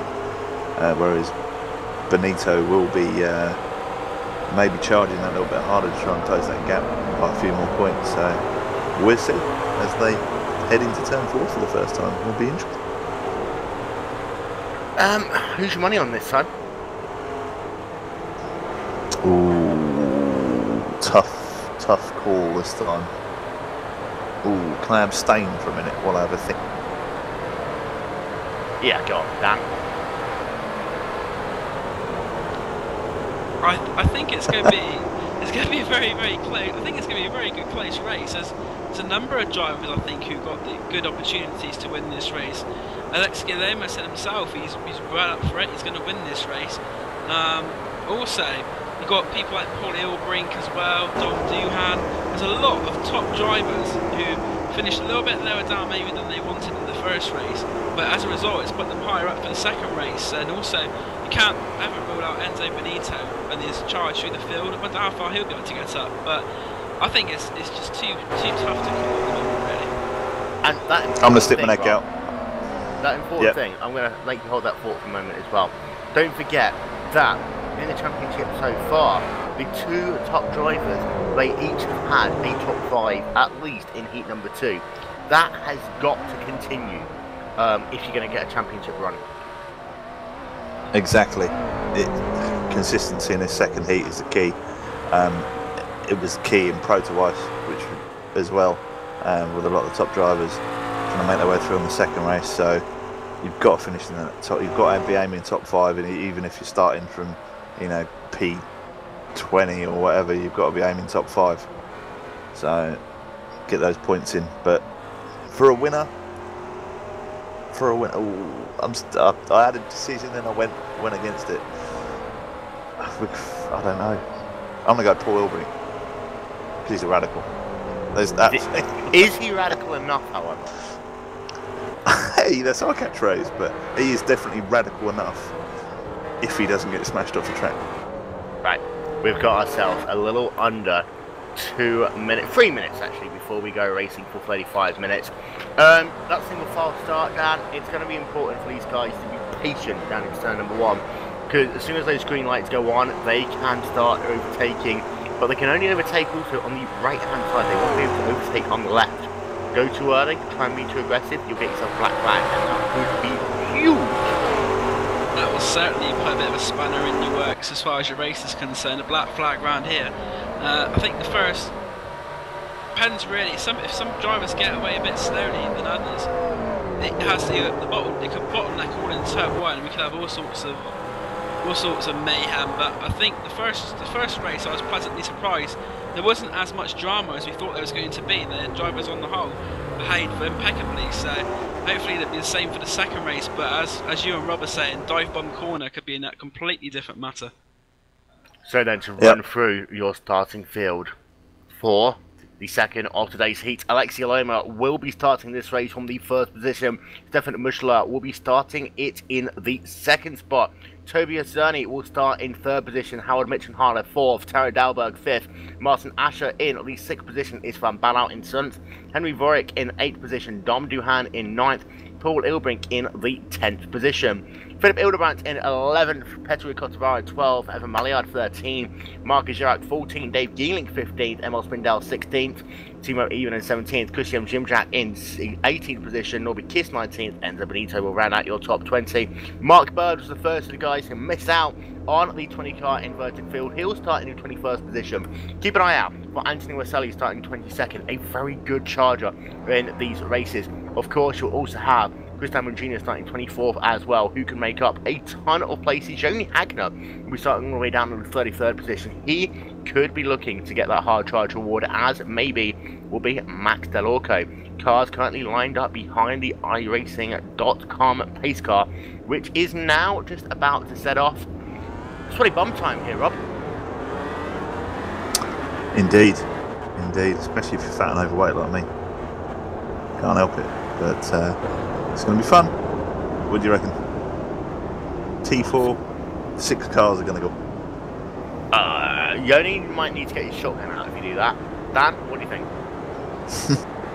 I think we're in for a great race, and I really do think that compared to the first race, that this is going to be a bit more exciting. And the first race was pretty eventful, so very, very much looking forward to this one to see what happens. And hopefully we will have a quite first lap as such, and not too many DNFs resulting. And we need the proper Will Vincent race start, for sure. We need a proper Will Vincent race start. Having looked high above here at the Autodrome and Jose Carlos Pace. Don't forget, GlacierTV, your home for the 2013 iRacing.com World Championship Grand Prix Series. Also for all but one of the World Tour events for 2013 as well. This is Pro to Ice. This is the most exciting GT3 series in all of iRacing. Alexia Loma right behind the iRacing.com pace car as it works itself now on this long twisting front straightaway. I know it's not a really straightaway if you can say twisting it, but hey, it's the way it is. The pace car about to make that hard left turn down towards pit road. Alexia Loma will maintain that pace for the time being. He will be waiting for those green lights to go on. He'll be waiting for the flag man. Now he gets going. Green flag in the air. Racing for 35 minutes here at Interlagos. Edward Clean so far. They're 3 wide. Martin Asher looking down to the inside. He's also got Terry Dalberg on the outside as they swarm down into turn number 1. It looks like they're 2 abreast as they come through Salas. Look at the contact there. Here we go. Evan Maliard around. We also have Jim Zach going very slow there. They're almost 4 wide as they work themselves down into turn number 3 for the first time. We've got Maliard battling right now. Then what's Spindell? Spindell almost runs out of room. We'll get an update on what's going to happen, because here they come. Down into dive bomb corner. Turn at number 4 for the first time. It looks like most of the field is very perfectly okay. They're still 2 abreast in this battle right now for what is about 9, 10, 11, 12 positions on the racetrack. Norby Kiss has got that 4 machine for Spindell down to his inside. He will complete the pass there as they come down into turn number 6. We had 1 incident down into turn number 1. I'm having a look back on the cameras. It doesn't look as though there is anyone else, but mercifully, most people are through. Huge contact there. Huge contact, and here we go, boys. We have a car spun on the grass there, and I'm thinking about 4 or 5 people involved. Timo even involved. And a Radical was involved in that one there as well. I saw a Radical, I have believed that is Roger Cronin. In fact, you also had Timo even to say he was involved in that incident. I think there might have actually been 2 Radical cars involved in that incident. A load of drivers, and Chris Hammond Jr. spun that car as well as they're getting close to completing the first lap here. So, at the line, it will be Alexei Loma leading the way. He's got himself at the line a 3/10 of a second gap over Stefan Bushler. Zerny's in the 3rd position, Mitch and Harlett in 4th. Ashley rounds out your top 5. And we almost got through it as we're having a look at Evan Maillard. This is about for the 16th, 17th position on the racetrack with Norby Kiss. Kiss needs to get going right now, but he's under huge pressure from Maillard. Also, Enzo Benito is right behind Maillard as well, the race 1 winner. So Enzo Benito has already been up 2 places on that first lap, and he'll be looking to make a 3rd here on Evan Maillard. So it was fine down into turn 1. We just had 1 car involved. Then in turn 4, a couple more cars. Then it was in turn number 7 when it all really started kicking off. Out front, Aloma, a little bit of pressure now. A 2-car breakaway in the battle for the race leader. A little bit further back, you still got Enzo Benito. He is charging hard. He's trying to look down to the inside there in turn 6 of Maillard. It didn't happen for him. Single file, he tries a late braking maneuver there. He's not going to make that one work. He's also got Mark Bird hanging on at the moment as well. Ranioto up a couple of positions from the start of this race. But, Rob, it looked as though it was clean, and then it all went a little bit downhill. Yeah, first lap, people just lose their minds. I don't know what it is. It looked like lag contact between AJ Roselli and Timo, and so he may have run into him anyway, but that's why Timo went off. Tobias Chesney is currently running 3rd, and he's looking quite racy actually. He's not too far behind Stefan. I can't pronounce that second name. Meanwhile, Philip Hildebrand now going side by side with Henry Bike. He'll complete the pass on him. Ahead of them, you've got Jim Jack in a battle. This is very close right now. I tell you what, Jim Jack spun around, and I also believe that is Hildebrand involved in that as well. Hildebrand doesn't look as though he's going to have too much damage, but he's been spun around. This is going to be critical here, and it did look as though going down into the corner, he was trying to make the last light braking manoeuvres there with Jim Jack. He went a little bit too deep, cut that curve, spun that car around. But, importantly, he's fallen back, but also Philip Hildebrand's fallen back. And look at that traffic right now in the mid-pack, guys. They are 3 wide. Oh my God, look at that. Mark Bird almost spun right across 2 drivers there. Mark Bird carries on. Maillard has got damage. Guys, it's going crazy. It's gone off, hasn't it? Someone's flown over into Lagos and dropped the carnage bomb. Everywhere. Oh it's my just God, we've got mental. more action, 2 crash Hildebrand. This time was able to avoid it, but Lanioto oh wow, that's Benito. Spindell is going to be out of the race as well, and it looks as though one of those cars was spinning coming down into the corner. It was the Batman car there, Esteban Banner. He got a little bit loose in the corner. In fact, it actually started a little bit before that, coming in. Banner was on the outside line. Spindell was the first one to lose it. He actually spun into Banner, and then as that was going along, then Lanioto got involved in that. Another 3 cars, so they are going to be classified as out of the race. Going to run through your top 5 as they come past start-finish line. Alexei Loma, your race leader, 2 tenths for the second gap over Stefan Bushler. Howard Mitchell-Hanna in 3rd, 1 second behind your race leader. Martin Asher in 4th. Paul Ulbrich round out your top 5. Zerny's fallen down a couple of places now. And your top 10, it's all change, boys. All change indeed. And Enzo Benito is up to 12th position now. He's just outside the top 10, and 2 cars in front of him are really going at it. That's Norby Kiss and Dave Geeling, and that was very the 2. Oh my contact! Oh, unbelievable! What is going on in this race? People have just lost their mind. Geeling's got some damage. Geeling has got some damage by the look of it. You see how slow it is there. Here comes the Onyx number 26 machine. He goes wide. Enzo Benito. He was trying to make it work on the outside line. Kiss didn't give him much room. He went onto the asphalt area. You can do that if you get pushed out wide. Benito did get pushed out wide a little bit there, but Kiss and Geeling, they are battling right now for what is essentially 10th and 11th positions on the racetrack. Benito right down in the picture as well. I tell you what, Benito, if he's intelligent, he can use Norby Kiss as a pick, and as Kiss goes past, he'll let everyone else go through as well. Benito has got to be careful, however. He had a great race number 1 on that Inex racing car. This could be his chance to move up in the championship standings. He's got to be careful with it, though. He backed out coming out of turn 5 there, I think. Intelligence seems to have been left in the pit lane, Will, so we'll see how that one pans out. Indeed. Meanwhile, Mushla, this is the battle for the race lead. He comes down to the inside line. Alexi Loma on the outside. Who's it going to be down to turn number 1? Mushla locks up a little bit onto the brakes. Alexi Loma is going to have the outside line, but Mushla will complete the pass. Can Loma respond? He gets a little bit sideways there coming out of the centre S.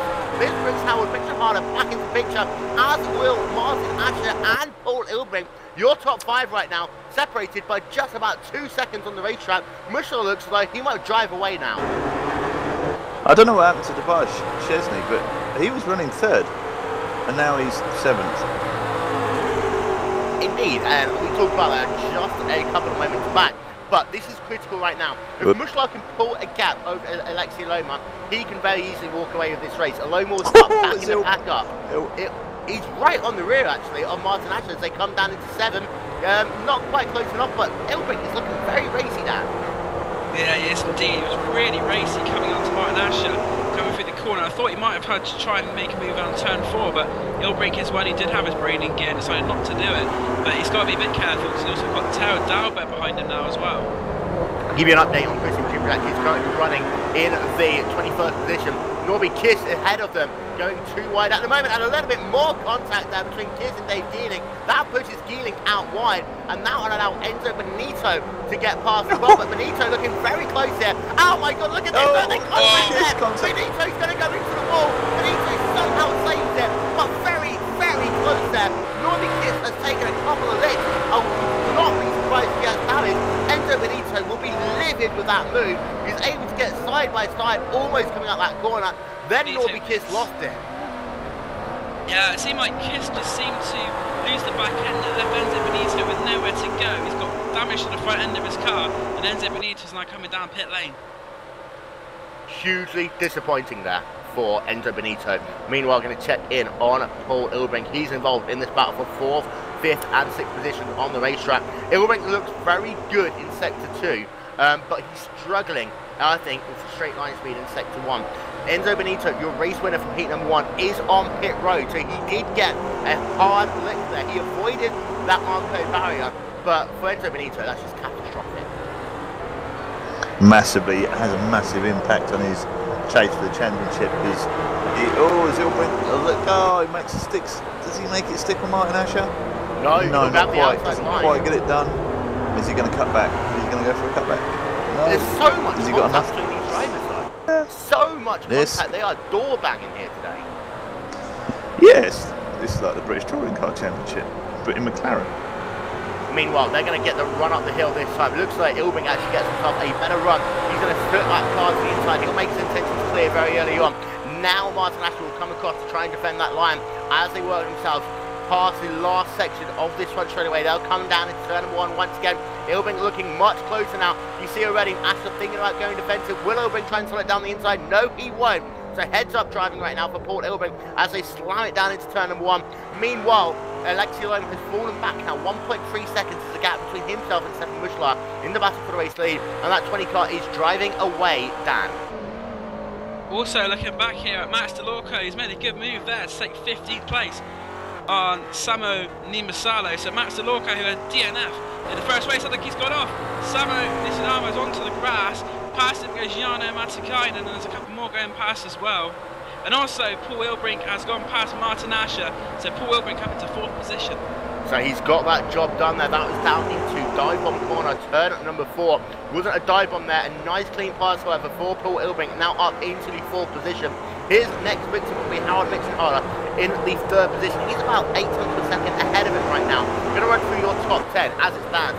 Mishfire with your race lead. Aloma 2nd, Mixon-Harder 3rd, Asher in 4th, Ilbrink 5th, Dalberg in 2nd, Marcus Jurek 7th, Tobias Zerny in 8th, Dom Duhan in 9th, and Dave Geeling will round out your top 10. To give you a run through of your retirees as well, and this is a long list. Anthony Westanley out of the race, Petru Contavaro out of the race, as is Timo Evening, Roger Cronin, Mark Bird, Emil Spindell, Islam Mallow, Henry Boyer, Isla Turnham, Conor Lenioto, and it looks like that Emma Mayon is out of the race as well. Enzo Benito is also out. He'll be scored laps down, guys. So we're going to have a look at all of the craziness from the first couple of laps here. they're coming up on your screen momentarily. So much to talk about from these first couple of laps. And once again, Dan, it looked as though it was good into turn 1. It was okay into turn 4, and then it all went wrong into turn 7. I think they've been listening to R. Kelly because they didn't seem to mind a little bump and grind. But as you said, it all suited the first half of the lap seemed to be very, very well. And then as it got to the latter stages of the lap, it just all seemed to completely unfurl into chaos and lunacy, I've got to say. I tell you what, to pun on linearity, actually, I had another arcade track. It's called I Believe I Can Fly, but oh my god. Dan, brush up on your music tastes. That's what I'm going to say. Meanwhile, this battle right now for 11th and 12th positions is between Norby Kiss and Philip Hildebrand. And Hildebrand right onto the rear of Norby Kiss once again, but they have also now caught up to the rear of Dave Gilling and Dom Duhan once again. Dom Duhan is actually looking pretty racy in that Team Redline car. Gilling, he was being involved in the wars already, but here comes Kiss. And Kiss has been very aggressive here, and he's very lucky he's not had a much bigger crash than he's had. Yeah, I'm not sure whether he's gone for the force field mod on his car, obviously, because he thinks he's indestructible with some of the moves he's done. But yeah, Geeling's looking quick. Dom Duhan's looking quick. This is going to turn into a great battle. Will Norby just a little bit more bump and go? Do you think on these two cars? I don't know. I'll tell you what, though, Norby Kiss, he's probably going to get a severe word. Geeling was close. And they're going to come down into turn 1. They're going to be side by side. This is a battle for the 9th and 10th position. Norby Kiss might try and slow it down the inside. If they carry on fighting, he is right there in the picture now. If he can get himself a good run. But Geeling actually almost got a little bit loose there in the centre of turn number 3. Now they'll work themselves down this back straightaway once again. Geeling already going down to the inside. Looks like he will get himself past Dom Duhan. A little bit of touching already there between those two drivers. And also Kiss and there goes down Norby to the inside. And that is close there. Kiss. And that was dive bomb corner turn 4. Kiss did the dive bomb. He got himself up a position as well. Word on the street. Word on the street that Dom Duhan just gave a nice little love tap there to Norby Kiss as he worked himself down towards turn number 5. It was a very blatant, hey, I saw what you did there, I wasn't happy. So Dom Duhan is really racy right now, but behind him, he's still got Philip Hildebrand, and he's losing ground right now. He's going to have to find himself past very quickly. Yeah, Hildebrand's looking quite good back there. I mean, word on the street, Norby Kiss is getting a Repsol Honda paint job for the next race. Meanwhile, Paul Hildebrand, he's very close now to the rear of Howard Mitchenhardt as he worked himself. And Hildebrand lost a lot of momentum as he goes wide. Now he'll try and duck it down to the inside once again. Watch out for that pit wall, boys, as they come down. And this is so close. Paul Hildebrand will try and be the last late breakers down into turn number 1. He was slotted. He will complete the pass. Move Paul Hildebrand up into the 3rd position now on the racetrack. Going to bring in Timo even into this discussion very quickly. Timo, your race has ended very early, but it is crazy out there on the racetrack. Yeah, it's like a war zone, to be honest. I mean, I'm kind of speechless at the moment. I tell you what, though, the battles continue on the racetrack, and you had yourself up to a good P3. Sorry. Yeah, we've talked about that already. Pay attention, Rob. I tell you what, Terry Dalberg actually, he looks like he might be very close to the rear of Howard Mitchenhardt. I tell you what, Rob, did you not hear me try and call there Paul Hildebrand looking down to the inside, down to turn number 1? In fact, I'll tell you the last bit. Who's going to be the last of the late breakers? Will it be Paul Hildebrand? Yes, he will. He'll slide down the inside. He'll complete the pass. He'll move himself up into the 3rd position. But I tell you what, Terry Dalberg looking very racy right now in that battle for the 4th and 5th position. And Mitchenhardt, he might have used a lot of his tyres early on. You see, Hildebrand just slowly starting to pull away, and Dalberg would want to get past Mitchenhardt as quickly as possible. Last time it happened on the front straightaway. Will it be a case of 2 in a row for Mitchenhardt? Tell Dalberg's not as close as Paul Hildebrand was around this time last time, but of course Hildebrand did lose a little bit of speed as they come out of that final kink, as they work themselves down. This time you see already Mitchenhardt going very defensively. Dalberg will look to the outside. Will he be the last one to the race? No, he won't. Mitchenhardt breaks a little bit later, but Dalberg's going to try and stall it around the outside. He'll have the inside line to the second part of this corner. Gets a little bit loose, gets very loose actually, and he will slot back into 5th, and Martin Asher will go past him as well. because now Tyler Dalberg's all the way on the outside line. Ash has got the run. Oh, look at the touching there between those two drivers. And look who's here as well. That is Marcus Chirac. He wanted to make it 3 wide there. It's crazy. Commentators have lost the plot. The racers have lost the plot. It's all gone mad. Timo, why have we still got you here as well? Take us through. Oh my God, the sideways there spinning. That is Martin Asher. He lost that car there down into turn number 6. Timo will come back to you in a moment because Martin Asher is now going to be all the way down in about 9th position on the racetrack and under pressure as well. 8th position actually. He'll be under pressure from Dave Geelick and Norby Kiss as well. They continue their battle on the racetrack. This is going to be one of the best things to watch for the moment, but you still also got Marcus Chirac and Tyler Dalberg battling. While Dalberg's battling with Chirac, it's allowed Mitchell Harler to really kind of open up that gap for the time being. We'll turn our attention to Chirac first because he looks as though he's going to get himself a good run coming out of Yonkau. So can he make it work on this front straightaway? Timo, come to you very quickly. Take us through your opinion on that Heat 1 incident. Well, what can I say? I mean, Ruby was about 2 car lengths back, and I don't know if he just tried or whatever, but yeah, I mean, I had no chance to avoid once he was already there, dive bombing from that far back. I mean, everyone has their opinions, but I mean, this isn't Demolition Derby. Just dive bombing from that far back, in my opinion, is, yeah, I'm not gonna say. Tell you what, Norby Kiss was actually able to get upset. past. Sorry, I'll come back to that in a moment. Norby Kiss was actually able to get past Dave Geelick there. Geelick then got loose into turn number 3. Martin Ashley's got some serious issues. Almost lost it once again down to turn 4. But Marcus Chirac still battling Tyler Dalberg. We'll turn our attention to that momentarily. Battle for the 5th, 6th and 7th position on the racetrack. Zerny is right there as well. This is allowing Mitchell Harler to kind of eke out that gap a little bit more. But Ilbrink is close up to the rear of Alexi Loma as well. We'll come back to that one in a moment because this battle, Dan, right now, between Dalberg and Chirac, Dalberg's making that car very, very wide.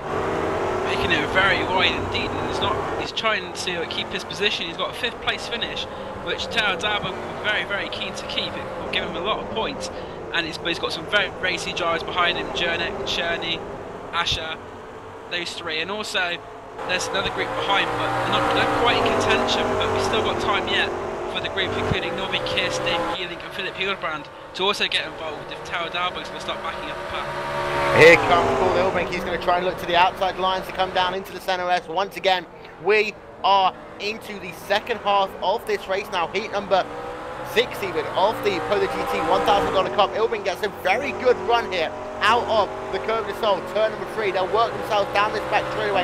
He is actually called back stretch before they come down into dive on the corner. Turn number 4 and 5. Ilbrink on the outside line. Will he try and get the job done? He's got a good run actually. And Loma goes a little bit sideways. Ilbrink then loses momentum on the exit of the corner. If Ilbrink can just stay there, he doesn't. He's now going to have to try the outside line down to turn number 6. This is a bold play to try and do it, Ilbrink. Pay attention here. And Ilbrink is very racy. And Loma all of a sudden way off the pace as well. And Rob, it's a good battle now for P2. Certainly is. Radical Cat goes on, go on Paul, woo! Right, it'll be fine. He's just going to weigh him up and look for a good opportunity. Maybe up the hill. He got a brilliant run up the hill on the last lap, so maybe set him up. By the way, you whoop like a little girl, but meanwhile, as they come down to Yonkau once again, Paul Ilbrink currently running in the 3rd position in that number 41 Team Radical car, a little bit sideways as he comes out of Yonkau. Alexi Loma in the number 13 Super Alexi car works himself down this front straightaway once again. Ilbrink, this is the part now he'll get the best momentum. You'll see Alexi will go defensively immediately. There is lap traffic which might come into play down into turn number 1. Alexi already taking that defensive line. Here comes the cutback there for Paul Ilbrink. He tried it, he wasn't quite close enough. Now he's going to try the outside line. They've got to be attention here. Oh my God, Alexi going a little bit sideways. This is going to back him up into the traffic, and both of them had to slow down there. Ilbrink almost got run over, but he will carry on for the time being. That will hurt his momentum for another lap like that. And it's also allowed Howell, Mitch and Tyler to catch right back up to these two. There's a bit of a gap, but now that gap's back to nearly nothing. But Paul Ilbrink still putting the pressure on Alexi Loma, and he's going to try and maybe make a move. But it's a bit far back. Is he going to try and stick to the inside? He thinks better of it. Meanwhile, Dave Geelick, he looks as though he is been able to get past Martin Asher now. Asher involved in a great battles on the racetrack all day long in that Golf Hackett number 36 machine.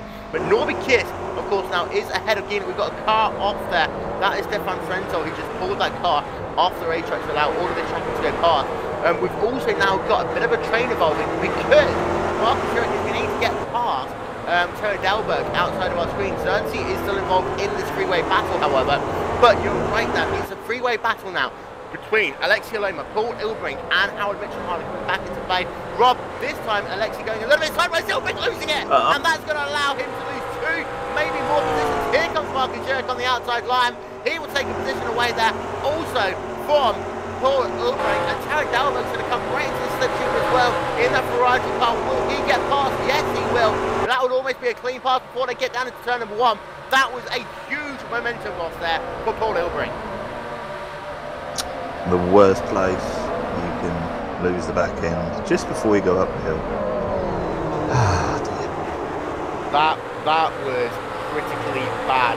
I tell you what, that dropped Paul Ilbrink, that now down into the 6th position on the racetrack, giving Alexi Loma a little bit of breathing room. But Howard Mitchenharder there down is ready to take the baton from Ilbrink. He's been tagged in and he's now working that battle for the 2nd position. It's like a substitution as such. Ilbrink is off, and now it's Mitchentyler's chance to try and get past Alexi Loma. Be interesting to see what happens to this battle with Girac, Dalberg, and Ilbrink. So I think they're actually starting to catch up on Loma and Mitchentyler very, very slightly, but the gap seems to be getting closer between the 4th place car and that battle for 2nd. So we've got ourselves the laps and the time ticking down here in heat number 6 of the PolarGT $1,000 Cup. We are approaching the 10-minute warning. That's only about 2 minutes away now. Mitchenharder very close to the rear of Alexi Loma. You have to say though, for Stefan Muschler out front, Rob, he's got this race for the time being in the bag.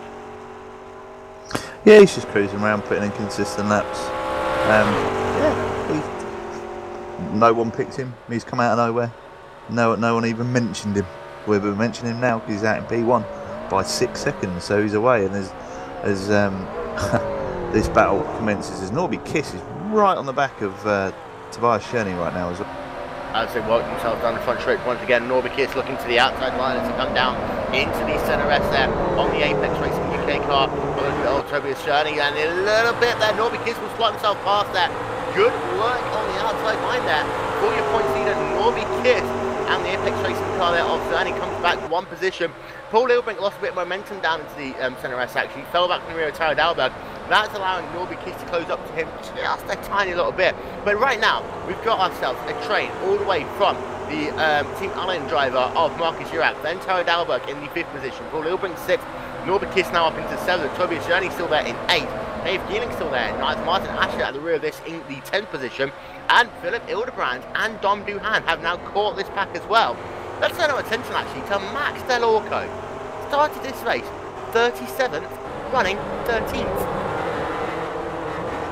It's pretty impressive, isn't it? Where does he come from?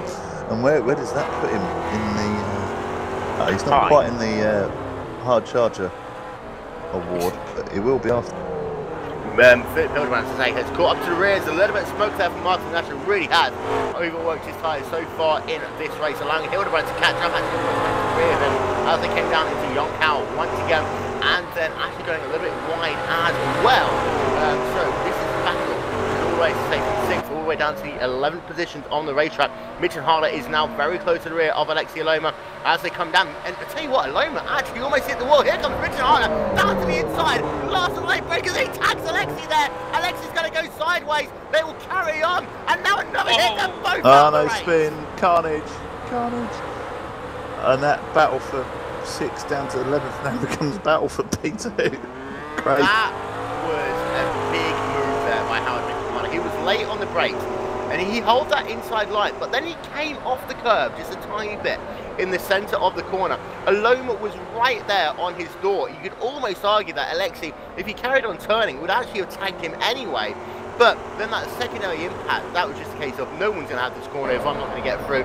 Aloma and Mitchenharder are now way down the field. And for Aloma, he has fallen well down. In fact, I believe he's actually, he's way back actually from Mitchenharder as well.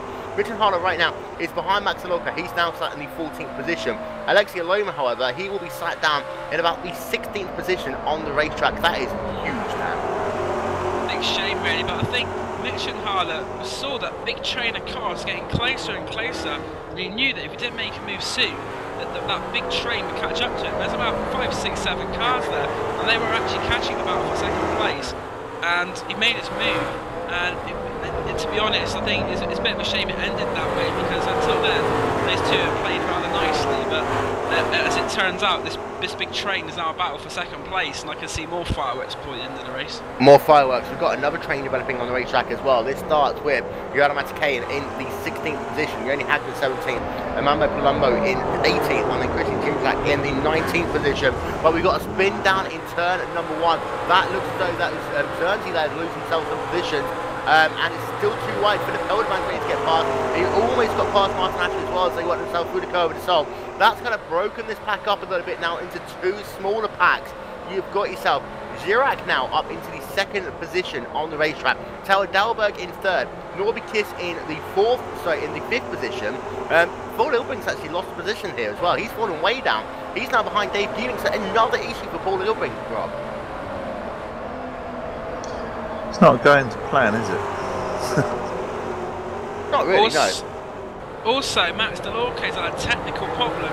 He's been a rapid game of the field, as Rob was saying about the hard charger, but he's encountered technical difficulties, and Max Delorque has dropped right down the field. I don't know if he's going to try and get back on the track or not, but he's lost a lot of positions. That is hugely upsetting there for Max Delorque. He works himself in pretty much the rear of the field, and he would have been in the top 10 the way this race progressed. He's got a car off track there. Paul Ilbrick just way past him. I believe that was car lap down. That is Isso Turner then there, who's running in the 27th position in car number 15. But right now, the question is going to be, can Tower Dalberg get back past Marcus Girac in this battle for the 2nd position? But you've also got Norby Kiss coming to play as well. For the championship, for Norby Kiss, this is huge. Massive. He's put it his way and he's lost it. Almost lost it. Some say he could have bullied himself up there, but he's been hard charging and aggressive. I hope the race stewards have ordered a lot of pizza because they're going to need it. Indeed, I think they have. In fact, they've actually ordered double pepperoni. True story. Dom Doohan's going to get past Howard Mitchell Harlow, so he's now up into the 9th position on the racetrack right now as they continue circulating here. Less than 10 minutes left to go at the Australian Jose Carlos pace. But this battle for 2nd and 3rd, I still think this could happen. But also, Dave Geelan coming to play. Norby Kiss again coming to play. Paul Ilbrink back up into the 6th position. Still a lot to happen in these last couple of laps. Philip Hildebrand also right on there in Martin Asher. Hildebrand needs to get going. He needs to find a way past Asher. Hildebrand definitely does need to find a way past Asher, because the way it's looking at the moment, Norby Kiss will have another 2 top 5 finishes, and he's proven that he's quite rightfully at the top of the table. The championship, his consistency has been very, very good, although maybe some of his driving has been a bit questionable today. He's put 2 top 5s currently, so Norby Kiss was extending his championship lead. You could almost argue the fact that he might be aware of the fact that he might get something from PolarGT Race Control. We'll have an update on that after this race. However, this battle continues once again. 2nd, 3rd, 4th position on the racetrack. You've got Girac. He is right now about 6 tenths of a second ahead of Sarah Dalberg. Norby Kiss a further 17 tenths of a second back as they work themselves down the back straightaway once again. And with less than 4 laps to go now, Rob, it is officially go time. It's that time. Everyone's like getting all racy and needs. This is the fun time. Will Norby get P3? Well, Girac. Well, I think the win, unless Stefan makes a massive error, I think the win's in the bag. To be fair, he's 10 seconds up, driving brilliantly. Indeed, and Dan, right now for Norby Kiss, he's got to try and be methodical the way he does this, because Tower Dalberg, Marcus Girac, they won't take any late-minute dive bombs. They will turn into that corner, and if Norby Kiss is there, either one or both of them will probably end up off the racetrack. Yeah, Norby Kiss, you've got to think he might try and not make any moves like that. He's 4th at the moment.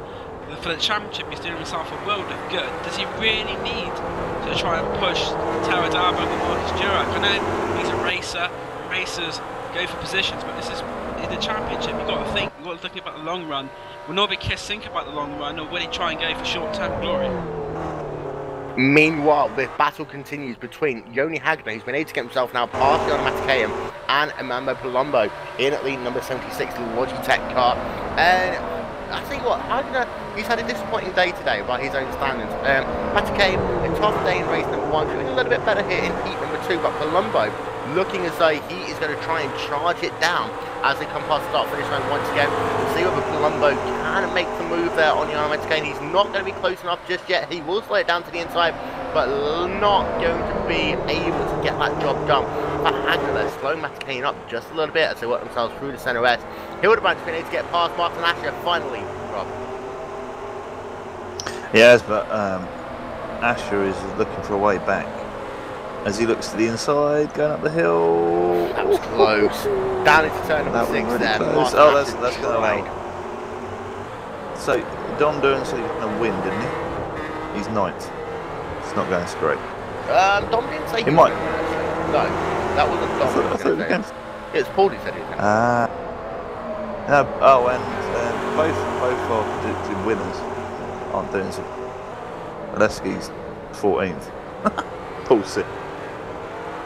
Meanwhile, Amanda Palumbo's been able to get past Glenn McLean. He lost that position down into turn number 4. He's able to get that position back. Christian Chimchak right behind him as well, in the 19th position right now. He's going to try and get as fast as many of these cars as humanly possible. In fact, we'll stay our attention to this for the next half a lap or so.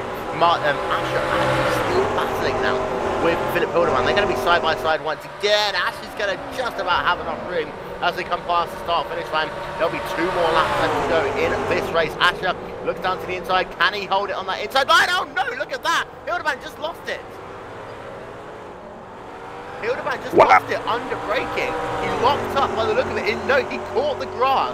He was trying to give too much room there to Martin Asher, trying to be too courteous. Caught the grass in corner entry. That 46 machine lost it, and he loses himself a couple of positions there as well.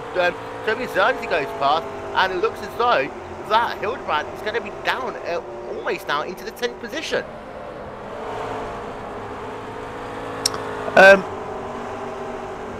Geeling, 4th. What up? Geeling's in 4th, Perry Dalberg's in 3rd, Marcus Durack in the 2nd position. Norby Kiss has actually been able to fall back now, down into that 5th position. So for Norby Kiss, it is not going the way he wants to in the last couple of laps of this race. Marcus Durack is leading that train. You have to say though, Tara Dalberg is very racy. Let's see whether he can make this pass with, we're counting down. We believe that it will be the white flag this time by for Stefan Michelin. He's got lap traffic ahead of him, but that 20 cut, we haven't talked about him. He's been dominant since the drop of the green flag here in this race. He's able to overtake Alexei Loma, a clean pass to get himself to the race lead. Has not looked back since then. White flag in the air for Stefan Michelin. He's got himself an 11.5 second lead right now over Marcus Durack, who's got Tara Dalberg. I have to say, the straight line doesn't look so far. Norby's pitting. Norby's pitting. Norby's inside. So it won't be 2 top 5s here today for Norby Kiss. He must have had an incident to his race car. We'll try and have a look, and we actually believe he's run out of fuel. He coasted that car into pit road. He's just going to get himself 1 gallon. He's back out into the racetrack once again. Let's see where he'll fall in. P13 there, coming down into the centre rest, so he'll fall back into about the 14th position. Will Norby Kiss, we've got a spinner, and that's Dom Doohan. Dom Doohan's fallen back, and he just lost it there. He was trying to work on Martin Asher coming into the curve to solve, and he just got tagged a tiny bit there. Dom Doohan losing it, and he is going to be way down the field now, and he almost has another incident there. They're going to be side by side with those and Dom Doohan was able to keep that position. Meanwhile, we'll turn our attention to Stefan Michelin because he's working himself now. Just a couple of corners left to go. Norby Kiss falls down into the 14th position, so it's going to be a disappointing second race here for Norby Kiss, and he might be under steward's review after this race as well. Out of Yunkao for the final time for Stefan Michelin, a 12-second lead to Marcus Durack. We'll keep an eye out on that 2nd, 3rd, 4th position as soon as Michelin comes past the start-finish line. But the driver in that number 20 machine, driving for Club Ben Lux, he will come past start finish line to win heat number 6 of the PolarGT $1,000 Cup. It doesn't look as though Dalberg's going to be close enough to the rear of Marcus Jurek, and it looks as though also Geeling's not going to be close enough to the rear of Terry Dalberg, so they will come home. Second for Marcus Jurek, third for Terry Dalberg, and fourth for Dave Geeling. Meanwhile, Hildebrand on the final lap of the race is going to be very close. Not going to be close enough though for Hildebrand. He will move to the outside line, just loses out there to the number 28 car of Tobias Zerny. 500s of a second. Alexei Lomas crashed as he crosses the finish line. What a way to finish the race for Alexei. He's in the wall. He's in the wall, but he completes the race, and it was on the last lap of the race. I think actually he just couldn't be bothered racing there anymore. He spun that car across the line. Game over for Alexei Loma, and he won't be too pleased with his race after some of the moves that's happened between him. Meanwhile, Stefan Muschler, your race winner now. Yeah, Stefan Muschler, very well done. He kept out of all the trouble. There was a lot of it in that race, and really there was. And we're going back now. See Christoph Mack. He's Is that under pressure from Samo Nimsalo, if that's how I pronounce it? Another close finish there as they cross the line for P22 and 23. What a race though, guys. What a race. Crazy, crazy, crazy. Mental. Chicken Oriental. What the hell? That's the worst thing I've heard since Liam Jenkins there. Right, let's run through your final race results. Stefan Muschler taking victory by 12.3 seconds there over Marcus Girac. In third place, Terry Dalberg. In fourth was Dave Geeling. In fifth, Paul Ilbrink. In sixth, Martin Asher. Seventh was Tobias Zerny. In eighth, Philip Hildebrand. In ninth is Howard Mitchenhaler. 10th, Dom Duham. 11th, Andreas Valentius. In 12th, that was E2. In 13th, Alexei Loma. 14th is Norby Kiss. 15th is Joni Hagner. 16th, Jana Matikayan. 17th, Amanda Palumbo. 18th, Glenn McGee. 19th, Christian Zimzak. And running at your top 20 was Riku Vars. The rest of the results coming up on your screen momentarily. And a number of retirees from this race, actually. To run through them in the order that they retired. Anthony Rosselli, he will finish 38th and last. Petru Cotavaro out of the race. Timo Rovinen out of the race. Roderick Cronin, Mark Bird, Emil Spindell, Isvan Banal, Henry Voigt, Tapano Laniotto, Emma Maillard, Enter Benito, Max Delorco, and Issa Tynan all out of the race, as was Stefan Franzel at the end as well. We're going to start by talking to, I'm guessing, a pretty angry Alexei Loma. Alexei, that race didn't go as planned. Well, yeah, you're right. Take us through that incident from your opinion. What happened? Well, he came inside and, well, and me, and I think my car got some damage, and something, it was very loose in the second corner. That was it. Until that point, you were leading, then you were second, and you had a good battle up until that point in that battle for the second and third positions. Realistically, do you think you still could have gotten to the podium?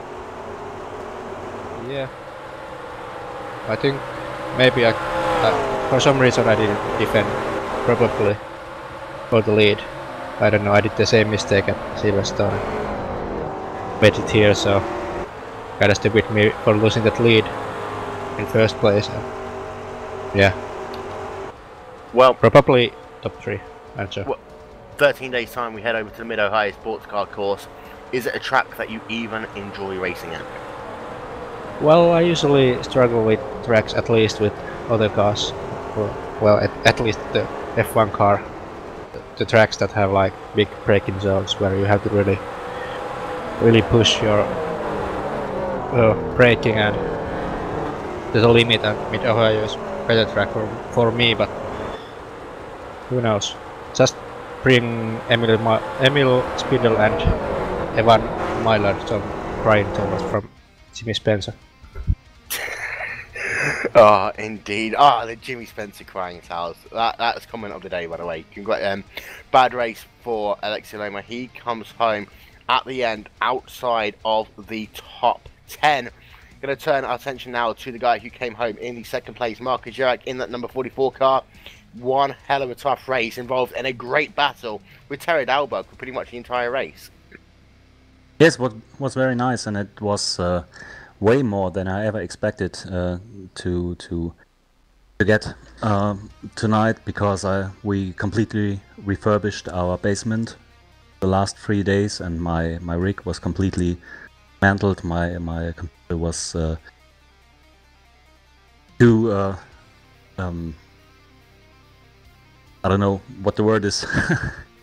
Bei 1000 weiter oben.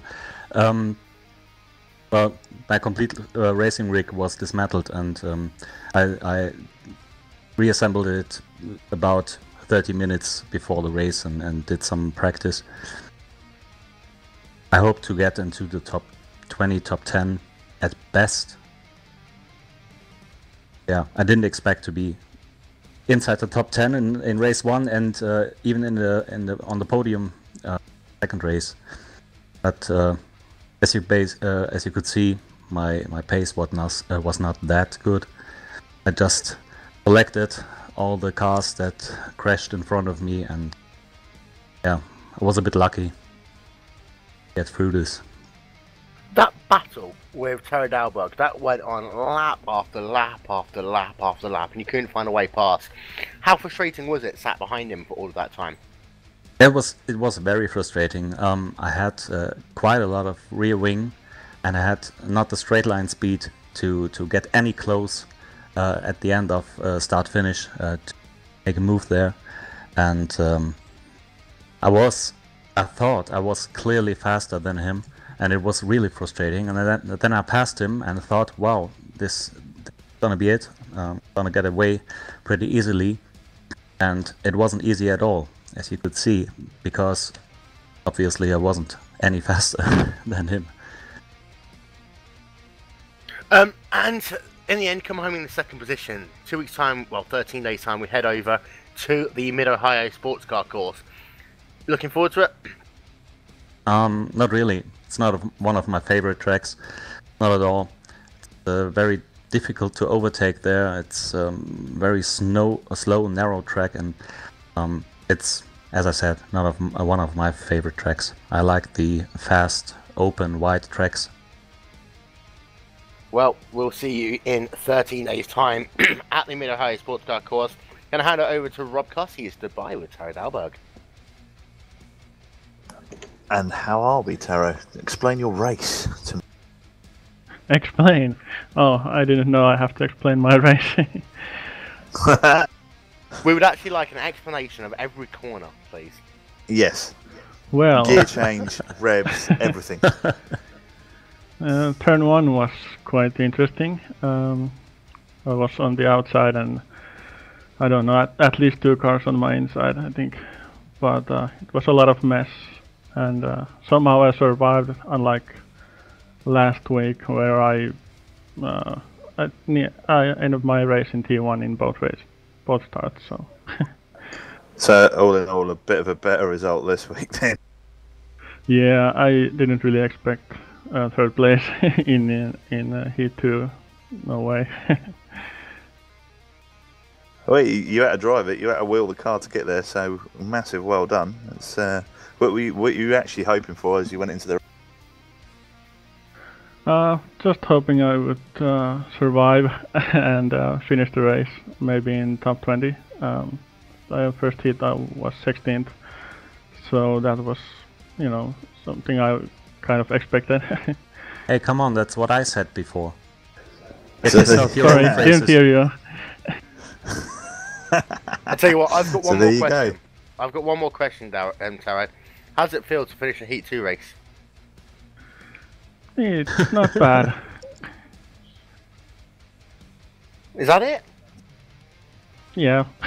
Okay, we'll see you next time. 13 days Mid-Ohio Sports Car course. Can I hand it over to Dan Blake right now, and he stood by with the radical man himself, Paul Ilbrink. Oh, a 5th place finish. How do you think your race went today? Pretty bad, really. Had a lot of fun, but yeah, I should have finished a bit higher up, I think. But yeah, it was all down to me making mistakes, but it was fun. The mistake coming up the hill probably was your downfall. What happened there? Well, I was catching Alexei, and he was defending really well, so I was really pushing hard to get good exits on the straights, and I guess I pushed it a bit too far there and hit the curb wrong or something, and I just spun. Go fight back there to put yourself into a top 5 position. I mean, what do you think about your performance? What do you think about Mid-Ohio in 2 weeks' time? I doubt it will be as good as this. I don't really like the track, so we'll see. Okay, thank you very much. That's Paul Wilbrink, who finished in 5th place. We have a couple more drivers to talk to. First of all, we're going to talk to the guy who's probably already eating Pete Hagner. Yoni, how's pizza? No pizza today. No pizza? Okay, we'll talk about your race. Race didn't go too well, did it? It was bad. Very How bad? How bad? I almost lost to Jarno. That's bad. Oh! With that 42 car, you struggled in Heat 1. You finished 15th in Heat number 2. We talked to you earlier. You said that you're kind of looking forward. You're kind of excited about the race. What went wrong? Well, turn 1 in the first race, I made a big mess in the third one. And second race, starting from the back and maybe getting a bit damage from one of the radical cars on the turn, lap 1, and yeah, the car was handful after that. Very loose. And to put all of Interlagos aside and the fact that you almost lost to Jana Metakayan, Mid-Ohio, do you care about that track? Oh my god. Seriously? Who made this calendar? I picked it just for Yoni. Yeah, I know that, I appreciate it. so you're not looking forward to Mid-Ohio at all then? No. Okay, simple as that. There we are. That is Yoni Hagner. And moving on next to Jana Metakayan, who almost beat Yoni Hagner. Jano, some fighting words there from your teammates.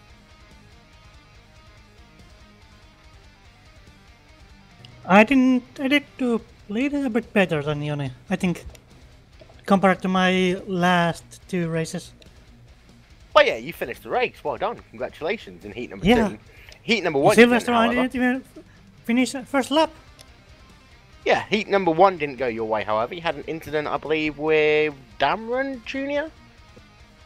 Yeah, he just hit me in the rear, and car got damaged. Nothing else. There we are, ladies and gentlemen. Jana Metakayan does not like getting hit in the rear. However, 16th place here today. 2 weeks' time, 13 days' time. Call it whatever you will. We go over to the Mid-Ohio Sports Car Centre. Do you like that place, or are you like everyone else, where you just absolutely hate it? I hadn't really driven McLaren in that track, so I don't know. So maybe I will come to the track, maybe not. Maybe, maybe not there for Jana Metakayan, of course. You can see his onboard streams live on GlacierTV.com. And finally, let's go back to the guy who we kind of kicked out earlier. Timo, take us through your racing this week as a whole, finally. Well, first of all, thanks for having me back here. You're welcome, that's unfortunately all we have time for. No, carry on. Yeah, we're clear to go. Yeah, no, I mean, I still had a really fun race in the first race, except for the incident with Norby. And, I don't know, a pretty good starting position for the second race, and just try to keep it out of the trouble at the start, because there was some pretty big checkups just before the green flag, so everyone was kind of all over the place. And coming into, what is it, like turn 7, turn 8, the left-hander, AJ unfortunately drove straight into my rear and ended my race there. So but overall, I mean, it's a nice track to drive, and I mean, sometimes you think that the level is so high on this that everyone thinks that they can drive however they want, you know. So yeah, there's a fine line between, you know, rubbing and wrecking almost. And was there a little bit too much door banging out there today? In my Yes. opinion, absolutely. I mean, sure, there's a few places where you can make normal passes, but just dive bombing constantly into the hairpins, that's not racing. That's BTCC or something else, and which in my opinion doesn't belong in this series. Which we'll see what happens after this race. Inex still looking strong as a whole, however, in the McLaren. He's still doing awesomely in the STC race department. Blue Cup. Over here, you had Enzo Benito win the first round. Unfortunately, he kind of ran out of luck in heat number 2. He's got to be hugely disappointed with that. Yeah, I spoke to him after his race got ended. He was quite disappointed. Yeah, but it was such a weird incident that happened in front of him that he just had no time to react and avoid it, or he did avoid it, but unfortunately hit the wall and had got a black flag and like 4 minutes of damage repair, so it ended there. And Mid-Ohio, we're going to see Inex back at the top. I believe so, yes. No, just kidding. I'm not sure. Okay, well, we'll see you at 13 days' time at the Mid-Ohio Sports Car course. Unfortunately, that is all we have time for now. This has been heats number 5 and 6 of the PolarGT $1,000 Cup. We'll be back with you in 13 days' time. Yes, we'll be back with you on a Saturday. I know, it's preposterous, but we will be back with you in 13 days' time at the Mid-Ohio Sports Car course to do it all over again. I've been Will Vincent, that's been Rob Cuss, and Dan Blake. You're only back on cameras. We'll see you all next time. Bye-bye.